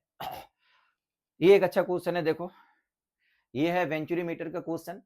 वेंचुरी मीटर का प्रिंसिपल होता है is based on Bernoulli's theorem and equation of continuity, दोनों के साथ मिला करके अगर हम लोग क्वेश्चन बोलते हैं कि वाटर अगर फ्लो करता है through horizontal tube as shown in the figure, the difference in height between the water column in the vertical tube is 5 centimetre and the area cross section at a and B are 6 and 3 centimetre per second square दिया हुआ है, respectively the rate of flow of water will be, rate of flow of water यहाँ से निकालने के लिए बोला है। देखो वेंचुरी मीटर में भी यहाँ पर ये क्रॉस सेक्शन ज्यादा है, यहाँ का क्रॉस सेक्शन कम है, तो दोनों में लिक्विड जो राइज करेगा, दोनों का लेवल सेम होगा या डिफरेंट होगा, क्योंकि ये हॉरिजॉन्टल एक्सिस दोनों का सेम है, तो पोटेंशियल एनर्जी दोनों का कंसीडर करेंगे सेम, ठीक है। अब यहाँ एरिया क्रॉस सेक्शन अगर ज्यादा है, यहाँ एरिया क्रॉस सेक्शन कम है, तो इक्वेशन ऑफ कंटिन्यूटी क्या बोलता है, जहाँ का एरिया क्रॉस सेक्शन होगा वहां पर वेलोसिटी ज्यादा होगा, यहाँ पर वेलोसिटी ज्यादा हो जाएगा। अगर वेलोसिटी ज्यादा हो तो बर्नौलीज थ्योरम क्या बोलता है, वहां का प्रेशर कम हो जाएगा। तो इस पॉइंट पर प्रेशर कम होगा तो यहाँ लिक्विड कम राइज करेगा, यहाँ वेलोसिटी कम है तो प्रेशर ज्यादा होगा तो लिक्विड यहाँ पर ज्यादा राइज करेगा। तो दोनों का लेवल अलग अलग होगा। इन दोनों के लेवल का जो डिफरेंस है इसको हम लोग मान लेते हैं स्मॉल एच, ठीक है। तो अगर लिक्विड फ्लो करता है बच्चा, इस तरफ का एरिया क्रॉस सेक्शन जो होगा, उस एरिया क्रॉस सेक्शन को अगर हम लोग A1 मान लेंगे और यहाँ के एरिया क्रॉस सेक्शन को अगर हम लोग A2 मान लेंगे, तो एक सेकंड में through this cross section liquid जो फ्लो कर रहा है, rate of flow of liquid, volume of the liquid flowing per second, जिसको हम लोग कैपिटल V मान ले, rate of flow of liquid, इसका डायरेक्ट फॉर्मूला याद रखना, A1 A2 divided by root under A1 square minus A2 square, यहाँ होता है 2 इंटू del p divided by rho. Rho is the density of the liquid, del P हो गया इन दोनों का प्रेशर का डिफरेंस, और इन दोनों का प्रेशर का डिफरेंस जो होगा वो h सेंटीमीटर ऑफ लिक्विड के लिए इसकी वजह से होगा। तो ये दोनों एंड का प्रेशर का जो डिफरेंस होगा वो h रो जी के बराबर होगा, ठीक है। तो यहाँ हम लोग लिख सकते हैं h रो जी लिखो तो रो और रो कैंसिल हो जाएगा, तो यहाँ बनेगा A1 A2 divided by root under A1 square minus A2 square, this is 2gh, simply 2gh। Del p को अगर हम लोग ब्रेक करेंगे h रो जी, तो जो लिक्विड इसके अंदर राइज कर रहा है वही लिक्विड इसमें से फ्लो कर रहा है, दोनों का डेंसिटी सेम है, तो डेंसिटी रो और रो कैंसिल हो जाएगा, रो जी एच का, तो जी एच बचेगा तो 2gh हो जाएगा, ठीक है। अब इसको हम लोग कैलकुलेट करेंगे तो देखो बच्चा यहाँ से हम लोग कैसे कैलकुलेट कर सकते हैं, A1 और A2 का वैल्यू यहाँ पर पुट कर दो, A1 और A2 का वैल्यू सब सीजीएस सिस्टम है, चेंज करने का जरूरत नहीं है, सब कुछ सीजीएस सिस्टम में पुट करो। A1 और A2 का वैल्यू यहाँ पर पुट करो, A1 और A2 कितना दिया है, एक का 6 सेंटीमीटर स्क्वायर दिया, एक का 3 सेंटीमीटर स्क्वायर दिया, तो ये हो गया 6 इंटू 3, ऐसे ही छोड़ दो। अब ये बाकी वैल्यू देखो, ये भी रूट, सबको रूट के अंदर लेके चलाते हैं हम लोग, ठीक है। तो यहाँ बनेगा तुम्हारा 2g का वैल्यू सीजीएस सिस्टम में पुट कर रहे हो बोल के 1000 होगा, और h का वैल्यू यहाँ पर दे दिया क्वेश्चन में, देखो 5, यहाँ पर 5 लिखो, divided by A1 square minus A2 square, A1 square minus A2 square कितना होगा बताओ, ये 6 स्क्वायर माइनस 3 स्क्वायर होगा, 6 स्क्वायर माइनस 3 स्क्वायर, 6 का स्क्वायर हो गया तुम्हारा कितना 36, 3 स्क्वायर 9, 36 माइनस 9 इज 27, तो यहाँ तुम 27 लिख सकते हो, ये पूरा रूट हो जाएगा। तो यहाँ देखो ये 5 और यहाँ पर 2 10 हो गया, 10 और यहाँ पर 3 जीरो, तो 4 जीरो हुआ ना, 4 जीरो के लिए 2 बाहर आ जाएगा, 6 इंटू 3 इंटू 100, ठीक है। अब ये हो गया 27, 27 को हम लोग लिख सकते हैं 9 इंटू 3, 9 के लिए एक 3 बाहर आएगा, यहाँ पर रूट 3 बचेगा, 9 3 27 होगा, तो यहाँ ये 3 कैंसिल हो गया। अब इसको हम लोग सिंप्लीफाई कर सकते हैं, देखो 6 बाई रूट 3, 6 बाई रूट 3 अगर हम लोग बोलेंगे तो 6 बाई रूट 3 के लिए हम लोग क्या लिख सकते हैं, यहाँ 3 कर दो, ऊपर रूट 3, 3 से कट करो, 3 2 जार 6 होगा, तो 2 रूट 3 और यह 100 पहले से था, तो 200 रूट 3 हो जाएगा, 200 रूट 3, 200 रूट 3 हो गया तुम्हारा करेक्ट आंसर दिस वन। ये सेंटीमीटर में था, सेंटीमीटर क्यूब पर सेकंड सीजीएस सिस्टम में, तो चेंज करना है, सबको सीजीएस सिस्टम में रखे, सॉल्व किए, तुम्हारा वैल्यू ये आ गया, correct answer is this one, ठीक है। क्वेश्चन बच्चा देख करके कभी भी इस तरह का कोई क्वेश्चन देख करके लगेगा हाँ बड़ा क्वेश्चन है, कैसे कैलकुलेट करेंगे, स्क्वायर रूट आ गया, क्यूब आ गया, डिफरेंट डिफरेंट पावर आ गया, उसको कैसे कैलकुलेट करना है, घबराना नहीं है बच्चा, बहुत सारा क्वेश्चन तुम लोग को इस तरह से प्रैक्टिस करके बता दिए कि इसका कैलकुलेशन पेशेंस रख करके कैसे हम लोग आराम से कर सकते हैं, इसका ट्रिक भी सीख करके रखो, इसका लॉजिक भी समझ करके रखो, एग्जाम में आएगा तो बहुत आराम से हम लोग कर सकते हैं, ठीक है। नेक्स्ट क्वेश्चन देखो, the surface tension of two liquids having same density T1 and T2 are measured using capillary rise method utilizing two tubes with inner radii R1 and R2, where R1 का value R2 से बड़ा दिया हुआ है। The measured liquid heights in these tubes are H1 and H2. Height of the liquid column जो rise कर रहा है वो H1 H2 दिया हुआ है। Ignore the weight of the liquid above the lowest point of the meniscus, the height H1 and H2 and surface tension T1 and T2 satisfy the relation. तो हम लोग जानते हैं जब मैक्सिमम हाइट जो कैपिलरी ट्यूब के अंदर rise करता है उसका फॉर्मूला कितना होता है, H equal to 2T divided by rho g r, ये जानते हैं हम लोग। अब अगर मान लो इस सारा ऑप्शन में टी देखो T1 T2 सेम है, तो अगर टी सेम होगा, अगर हम बोलते टी का वैल्यू कांस्टेंट है, तो फिर हम लोग H प्रोपोर्शनल टू 1/r लिख सकते हैं। H प्रोपोर्शनल टू 1/r का मतलब क्या हुआ, जिसका R ज्यादा होगा उसका H कम होगा। T1 और T2 का वैल्यू अगर सेम होता है, टेंशन सेम होता है, जिसका R ज्यादा होगा उसका H कम होगा। तो यहाँ तुमको बोल दिया था कि R1 का वैल्यू ग्रेटर देन R2 है, तो अगर R1 का वैल्यू ज्यादा होगा तो H1 का वैल्यू कम होगा। तो वी कैन से अगर T1 T2 का वैल्यू सेम होगा तो H1 is less than H2, है ना। अगर T1 और T2 का वैल्यू सेम होगा तो H1 is less than H2, H1 का वैल्यू कम होगा, तो this is your correct answer, यही रिलेशन पूछा था, तो वी कैन डायरेक्टली से the correct answer is this one. Clear बच्चा? ठीक है, चलो नेक्स्ट क्वेश्चन देखते हैं हम लोग। The terminal velocity of a metallic ball of radius 6 millimetre in a viscous fluid is this one. The terminal velocity of another ball of same material and having radius 3 millimeter in the same fluid will be. एक ही fluid के अंदर अगर हम लोग अलग अलग size का ball लेते हैं तो उसका टर्मिनल वेलोसिटी जो होगा उसके रेडियस के साथ स्क्वायर के साथ डायरेक्टली वेरी करता है ना। तो यहाँ पर अगर हम लोग बोलेंगे एक का V2 था एक का V1 था इक्वल टू हम लोग R2 बाई R1 इसका होल स्क्वायर बोल सकते हैं, है ना। तो R2 बाद वाला का 3 मिलीमीटर हो गया, पहले वाला का 6 मिलीमीटर था, तो यहाँ पर हम लोग 3/6 इसका होल स्क्वायर बोल सकते हैं जो कि 1/4 होगा। तो V2 का जो वैल्यू आएगा इसको मल्टीप्लाई कर दो, V1/4 होगा, V1 दिया हुआ था 20 को 4 से डिवाइड कर दो, this is 5 centimetre per second. तो योर आंसर बाद वाला जो बॉल होगा हैविंग रेडियस 3 मिलीमीटर उसका टर्मिनल वेलोसिटी जो होगा वो 5 सेंटीमीटर पर सेकेंड हो जाएगा। क्लियर बच्चा? ठीक है, चलो नेक्स्ट क्वेश्चन देखते हैं। ये स्टेटमेंट वाला क्वेश्चन दे दिया हुआ है। Given below are two statements. Statement 1 दिया हुआ है pressure of fluid is exerted only on a solid surface in contact as the fluid pressure does not exist everywhere in a still fluid। तो steel fluid के अंदर बच्चा pressure के हर तरफ act नहीं करता है। लिक्विड का प्रॉपर्टी क्या है, स्टील लिक्विड के अंदर प्रेशर जो चारों तरफ एक्ट करता है, उसके साथ जितना भी कॉन्टेक्ट सरफेस एरिया रहेगा सबके ऊपर प्रेशर एक्ट करेगा। तो उसके अकॉर्डिंगली ये वाला स्टेटमेंट गलत हो गया, रॉन्ग हो गया। दूसरा स्टेटमेंट तुमको क्या बोलता है, excess potential energy of the molecules on the surface of a liquid when compared to interior result the surface tension। अच्छा, ये तुम्हारा थ्योरेटिकल कॉन्सेप्ट है जो कि करेक्ट है कि पोटेंशियल एनर्जी का excess potential energy of the molecule जो होता है वो इंटीरियर में अंदर में और सरफेस पर आने के बाद, तो वो जो पोटेंशियल एनर्जी का जो डिफरेंस होता है एक्सेस पोटेंशियल एनर्जी उसकी वजह से ही क्या होता है लिक्विड मॉलिक्यूल्स के ऊपर वहां पर सरफेस के ऊपर सरफेस टेंशन क्रिएट करता है। ये थ्योरेटिकल पार्ट है बच्चा, this is the correct concept. ये वाला स्टेटमेंट जो है वो सही है, दूसरा वाला स्टेटमेंट जो है सही है। तो तुम्हारा करेक्ट आंसर जो होगा स्टेटमेंट 1 इज ट्रू, ये गलत है। बोथ स्टेटमेंट 1 एंड 2 फॉल्स, ये भी गलत है। Both statement 1 and 2 are true, ये भी गलत है। स्टेटमेंट 1 फॉल्स है, स्टेटमेंट 2 जो है वो करेक्ट है। तो ये तुम्हारा करेक्ट आंसर बना। 4 ऑप्शन जो होगा will be your correct answer. ठीक है, चलो नेक्स्ट क्वेश्चन देखते हैं।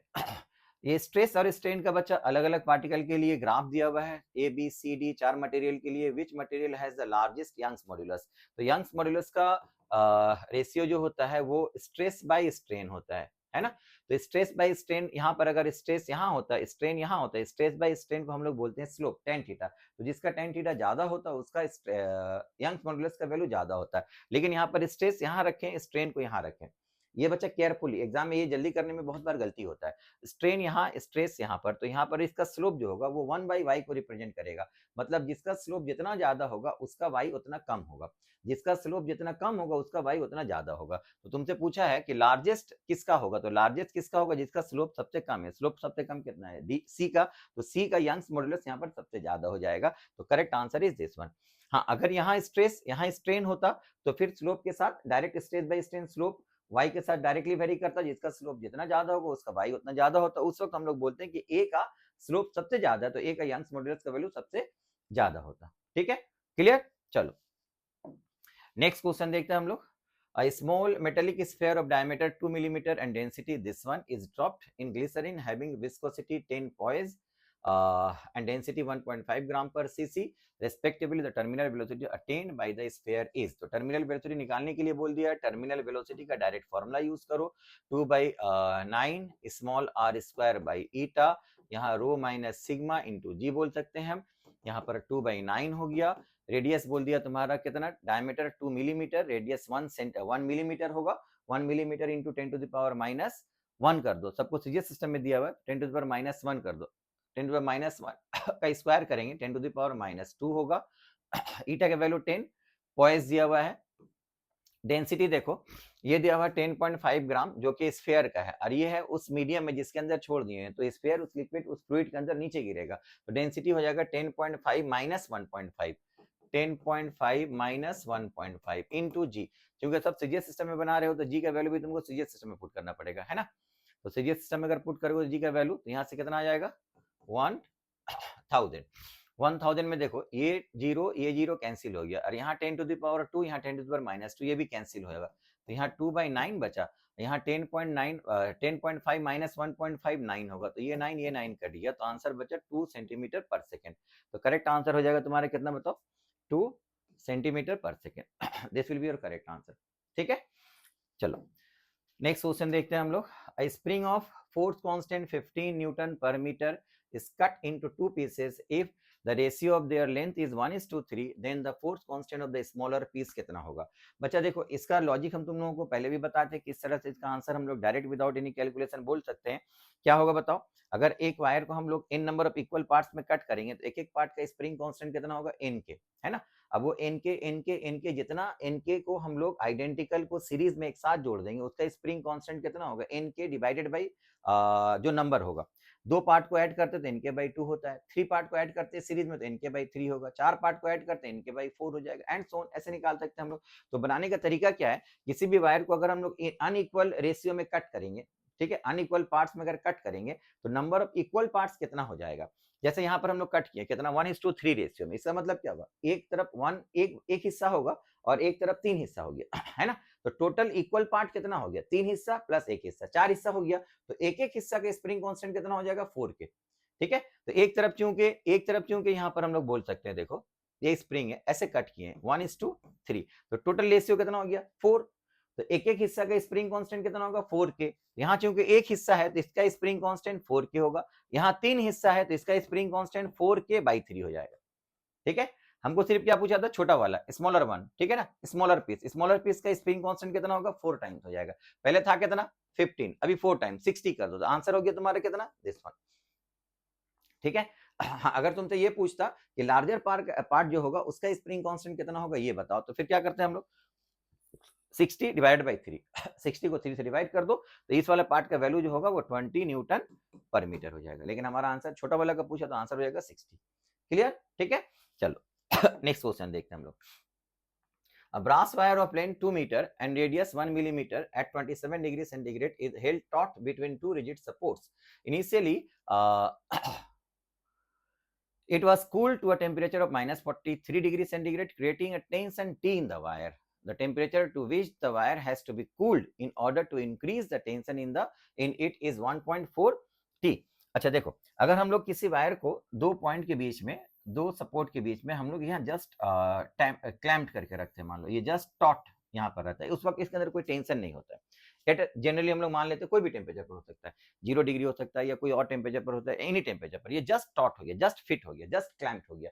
अब अगर हम उसको ठंडा करेंगे, कूल्ड करेंगे, तो फिर क्या होगा, वो छोटा होना चाहेगा, लेंथ मेटेलिक वायर अगर छोटा होना चाहेगा तो दोनों जिस तरफ बांधा हुआ उसको पकड़ के खींचेगा, उसके अंदर टेंशन फोर्स जनरेट करेगा। That tensile force per unit area, heat के जरिए इसको हम लोग डेवलप कर रहे हैं, तो ये tensile force per unit area जो होगा, जो हीट थर्मल एनर्जी दे करके बनाते हैं, उसको हम लोग बोलते हैं टेंशन पर यूनिट एरिया। तो स्ट्रेस होगा, ये हीट की वजह से हो रहा है, इसलिए हम लोग इसको बोलते हैं थर्मल स्ट्रेस।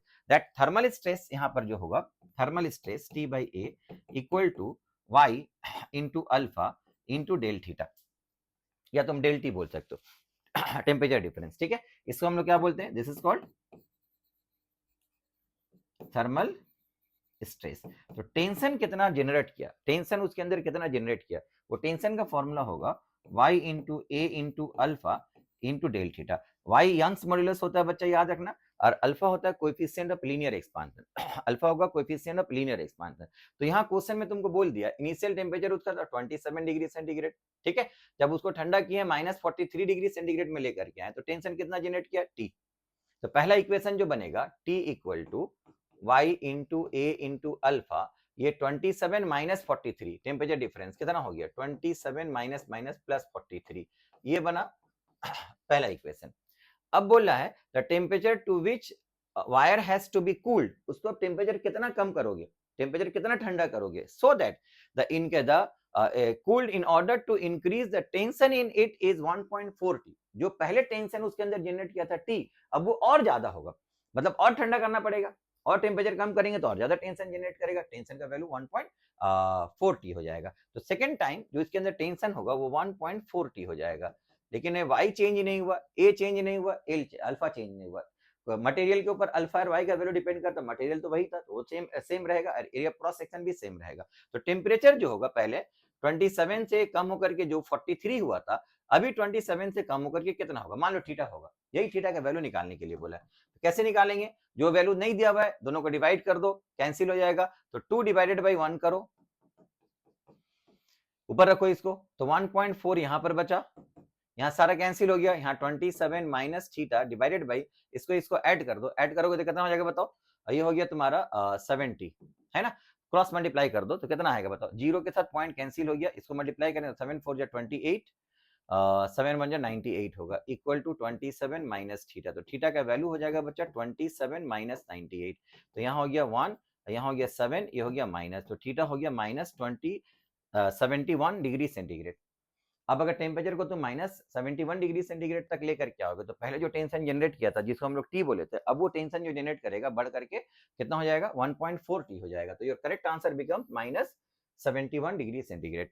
क्लियर बच्चा, ठीक है, ये एक अच्छा क्वेश्चन था जो इसका कॉन्सेप्ट जो है उसको बहुत अच्छे से समझ करके रखो। थर्मल स्ट्रेस का अगर क्वेश्चन देगा तो थर्मल स्ट्रेस का कॉन्सेप्ट या उसका फॉर्मूला जो है उसके ऊपर बेस करके हम लोग क्वेश्चन को किस तरह से बनाएंगे। ओके, नेक्स्ट क्वेश्चन देखो, 64 rain drops of radius 1 millimetre each, 64 rain drops, एक एक का रेडियस कितना है 1 millimetre, falling down with a terminal velocity of 10 centimetre per second, coalesce to form a bigger drop, अगर बिगर ड्रॉप बन जाता तो उसका टर्मिनल वेलोसिटी कितना हो जाएगा, ठीक है, तो बिगर ड्रॉप बनेगा बच्चा तो उसका रेडियस कितना हो जाएगा बताओ, 64 है, 64 का cube root into small are, तो 64 का क्यूब रूट करेंगे तो 4 आ जाएगा, 4 इंटू स्मॉल आर। अब क्योंकि हम लोग जानते हैं कि टर्मिनल वेलोसिटी जो रहता है वो रेडियस के स्क्वायर के साथ डायरेक्टली वेरी करता है, तो हम लोग बोल सकते हैं V capital R by V small R जो होगा वो capital R by small are का होल स्क्वायर के बराबर होगा, है ना। अब कैपिटल आर का वैल्यू यहाँ पर अगर पुट करते हो 4r, तो 4 का स्क्वायर 16 होगा, तो पहले जो टर्मिनल वेलोसिटी था उसका 16 टाइम्स हो जाएगा, पहले टर्मिनल वेलोसिटी तुम्हारे कितना दिया हुआ था 10, तो अभी कितना हो गया 160 सेंटीमीटर पर सेकेंड हो जाएगा, तो टर्मिनल वेलोसिटी बिगर ड्रॉप जो होगा उसका 160 सेंटीमीटर पर सेकेंड होगा। क्लियर बच्चा, कॉन्सेप्ट समझ में आ रहा है, कैसे क्वेश्चन को पकड़ेंगे, कैसे अप्रोच करेंगे बच्चा, ये अच्छे से प्रैक्टिस करके रखो, ये सारा क्वेश्चन करने में तुम लोग को 5 से 10 सेकंड, उससे ज्यादा टाइम नहीं लगेगा, क्वेश्चन पढ़ो समझो डायरेक्ट आंसर बताओ, ठीक है। नेक्स्ट क्वेश्चन देखो, a cubical block of density rho, block का डेंसिटी दिया हुआ 600 kg per metre cube, floats in a liquid of density, liquid का डेंसिटी दे दिया हुआ 900 kg per metre cube, if the height of the block is 8 centimetre then height of the submerge part is.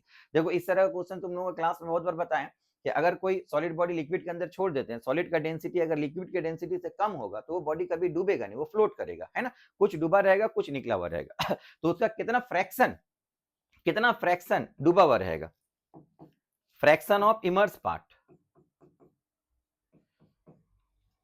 Fraction of immerse part, जो डूबा हुआ हिस्सा है उसका फ्रैक्शन कितना है वो निकालेंगे, तो हम लोग क्या करेंगे, density of the solid divided by density of liquid, ये लिक्विड के लिए ये सॉलिड के लिए, S for solid L for liquid, ये density solid density of liquid, उसका जो रेशियो आता है इतना ये रेशियो जो होगा यही फ्रैक्शन उसके अंदर डूबा हुआ रहेगा, ये फ्रैक्शन उसके अंदर डूबा हुआ रहेगा अब दोनों का वैल्यू यहां पर पुट कर दो, सॉलिड देखो यहां पर दिया हुआ है ब्लॉक का 600, जिस लिक्विड में डाले हैं उसका डेंसिटी दिया हुआ 900, तो ये 0 0 कैंसिल, ये हो गया 2/3, इसका मतलब उसका जो भी लेंथ है उसका 2/3 डूबा हुआ है, तो बाकी 1/3 बाहर रहेगा, ठीक है, 1/3 बाहर रहेगा 2/3 अंदर रहेगा। तो तुमसे ये पूछा है कि if the height of the block is 8 centimetre then height of the submerge part, जो हिस्सा डूबा हुआ उसका लेंथ कितना होगा, 8 का 2/3 होगा, है ना। तो हमारा रिक्वायर्ड आंसर जो होगा, रिक्वायर्ड सबमर्ज्ड लेंथ जो होगा वो बनेगा 2/3 into 8 which is equal to 16/3, that is equal to 5.33 centimetre, है ना। तो 5.33 सेंटीमीटर तुम्हारा हो जाएगा दिस वन, ये हो गया तुम्हारा करेक्ट आंसर। क्लियर बच्चा, ठीक है ये सारा कॉन्सेप्ट बहुत अच्छे से समझने की कोशिश करो, तो इस तरह का कॉन्सेप्ट के ऊपर बेस करके क्वेश्चन मिलेगा बच्चा, बहुत आसानी से बना सकते हो।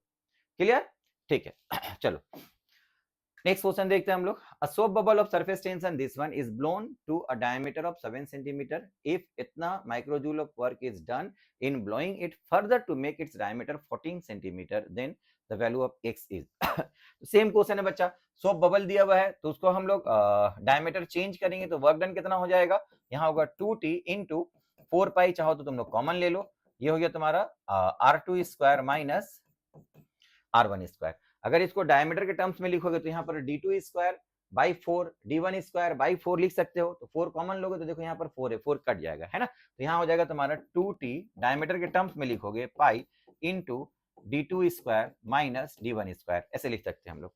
अब इसका कैलकुलेशन करना है और तो कुछ है नहीं, यहाँ पर वैल्यू सब दिया हुआ, पुट कर दो। कैपिटल टी का वैल्यू कितना दिया हुआ तुम्हारा, capital T tension surface tension 0.04 into pi. Pi अगर हम लोग लिखते हैं, पाई का वैल्यू मान लो 22/7 लिखते हैं, 22/7, ठीक है। अब d2 और d1 का वैल्यू लिखो, तो पहले डायमीटर था 7 सेंटीमीटर, अभी हो गया 14 सेंटीमीटर, तो यहाँ 14 d2 हो गया और d1 हो गया 7 सेंटीमीटर। तो बच्चा यहाँ पर 14 स्क्वायर माइनस 7 स्क्वायर लिख सकते हैं। 14 स्क्वायर माइनस 7 स्क्वायर को अगर हम लोग लिखेंगे तो a plus B minus A plus B minus B formula में ब्रेक कर दो, तो 14 प्लस 7 हो गया तुम्हारा 21 और 14 माइनस 7 हो गया तुम्हारा 7, ठीक है। लेकिन याद रखना यहाँ पर टी का जो वैल्यू पुट करोगे, ये हमेशा ध्यान में रखना, यहाँ टी का जो वैल्यू पुट किया वो न्यूटन पर मीटर में था, तो इसको भी एमके सिस्टम में लिखना पड़ेगा। लेकिन डायमीटर दिया हुआ था सेंटीमीटर में, सेंटीमीटर को मीटर में चेंज करोगे, 100 से डिवाइड करोगे, लेकिन यहाँ स्क्वायर है तो 10⁻⁻4 मल्टीप्लाई करना पड़ेगा, यहाँ 10⁻⁻4 मल्टीप्लाई करना पड़ेगा, ठीक है। अब ये कैलकुलेशन करो, ये 7 7 कैंसिल हो गया। यहाँ पर अगर हम लोग 2 जीरो लेते हैं, 2 जीरो नीचे करो, यहाँ से 2 जीरो नीचे करो तो 10⁻⁻6 हो जाएगा। तो यहाँ हो जाएगा तुम्हारा 2 × 4 8, 8 से अगर हम लोग इसको मल्टीप्लाई कर देंगे, यहाँ 8 रखो, इन दोनों को मल्टीप्लाई कर दो, देखो 22 1 जार 22 होगा, 2 बचा, 22 2 जार 44, 44 प्लस 2 46 होगा, यहाँ 46 हो गया, इसको हम लोग माइक्रो जूल लिखेंगे। 10⁻⁻6 हो गया था ना, अब इसको मल्टीप्लाई करेंगे तो कितना आएगा बताओ, इसको मल्टीप्लाई 8 2 जार 16, 8 6 जार 48 और प्लस 1 49 हो गया, 9 4 बचा, 8 4 जार 32 और 4 हो गया 36, इतना माइक्रो जूल होगा, ठीक है। यही वैल्यू तुम्हारा दिया हुआ कितना 15000 माइनस x इक्वल टू 3696, तो x का वैल्यू कितना होगा 15000 माइनस 3696, माइनस कर दो तो यहाँ पर बचा 490 0 पर 9 माइनस 6 मतलब 3 बचा, या 4 माइनस 3 1 हो गया 1 हो गया, तो ये बचा, ये x का वैल्यू हो गया। x का वैल्यू कितना होगा 11304 क्लियर बच्चा। तो कॉन्सेप्ट वही है, सिर्फ थोड़ा सा पैटर्न चेंज कर दिया है और उसके ऊपर बेस करके बाकी कैलकुलेशन है, ठीक है। चलो ये बना तुम्हारा आज का लास्ट क्वेश्चन, देखो ये है आज का last question. Two wires A and B made of different materials of length 6 cm and 5.4 cm respectively and area of cross section दोनों का दे दिया हुआ है respectively are stretched by the same magnitude, दोनों को एक ही लेंथ स्ट्रेच किया गया under a given load, load दोनों का सेम होगा। तो ratio of Young's modulus of A and B x:3 है, the value of x and x का वैल्यू कितना होगा। तो हम लोग y के बराबर यंग्स मॉड्यूलस तो जानते हैं बच्चा, t या f जो भी लिखो into l divided by A into यहाँ डेल एल या एक्स वटेवर जो भी लिख सकते हो। अब दोनों में क्या क्या चीज सेम दिया हुआ था, देखो to wires made of different material, दोनों का वाई अलग अलग होगा, लेंथ दोनों का अलग अलग है, लेंथ अलग अलग है, ठीक है। एरिया क्रॉस सेक्शन दोनों का अलग दिया हुआ है और stretch the same length under the same load, एक ही गिवन लोड, लोड सेम है और तुम्हारा स्ट्रेच बाय द सेम, मतलब ये डेल एल सेम है, टी सेम है, तो ये दोनों रेशियो करेंगे तो कट जाएगा ना। तो हम लोग y1 by y2, y1 by y2 अगर रेशियो करेंगे तो क्या आएगा बताओ, t डेल एल कैंसिल हो गया, तो यहाँ पर l1 बाई l2 आएगा और यहाँ हो गया a1 और a2 ऊपर चला जाएगा, है ना।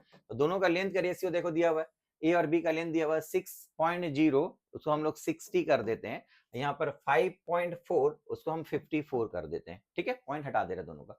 और यहाँ एरिया ऑफ क्रॉस सेक्शन का रेशियो क्या दिया हुआ है, a1 नीचे a2 ऊपर है, पहला वाला का 3.0 इंटू 10⁻⁻5 और ये दिया 4.5 इंटू 10⁻�5, तो 10⁻�5 रेशियो करो कट जाएगा, 3.0 को 30 कर दो, 4.5 को 45 कर दो, ठीक है।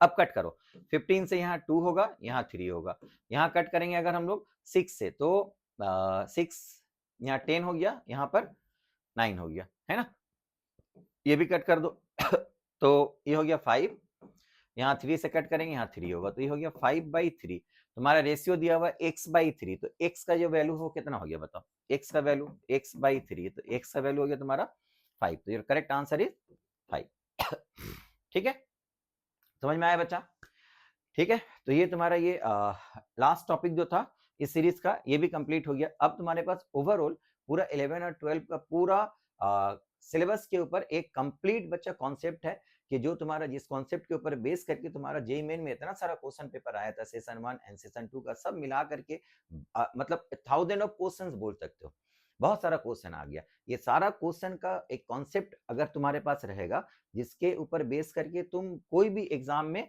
अप्लाई कर सकते हो, वहां से बहुत सारा क्वेश्चन को सॉल्व कर सकते हो।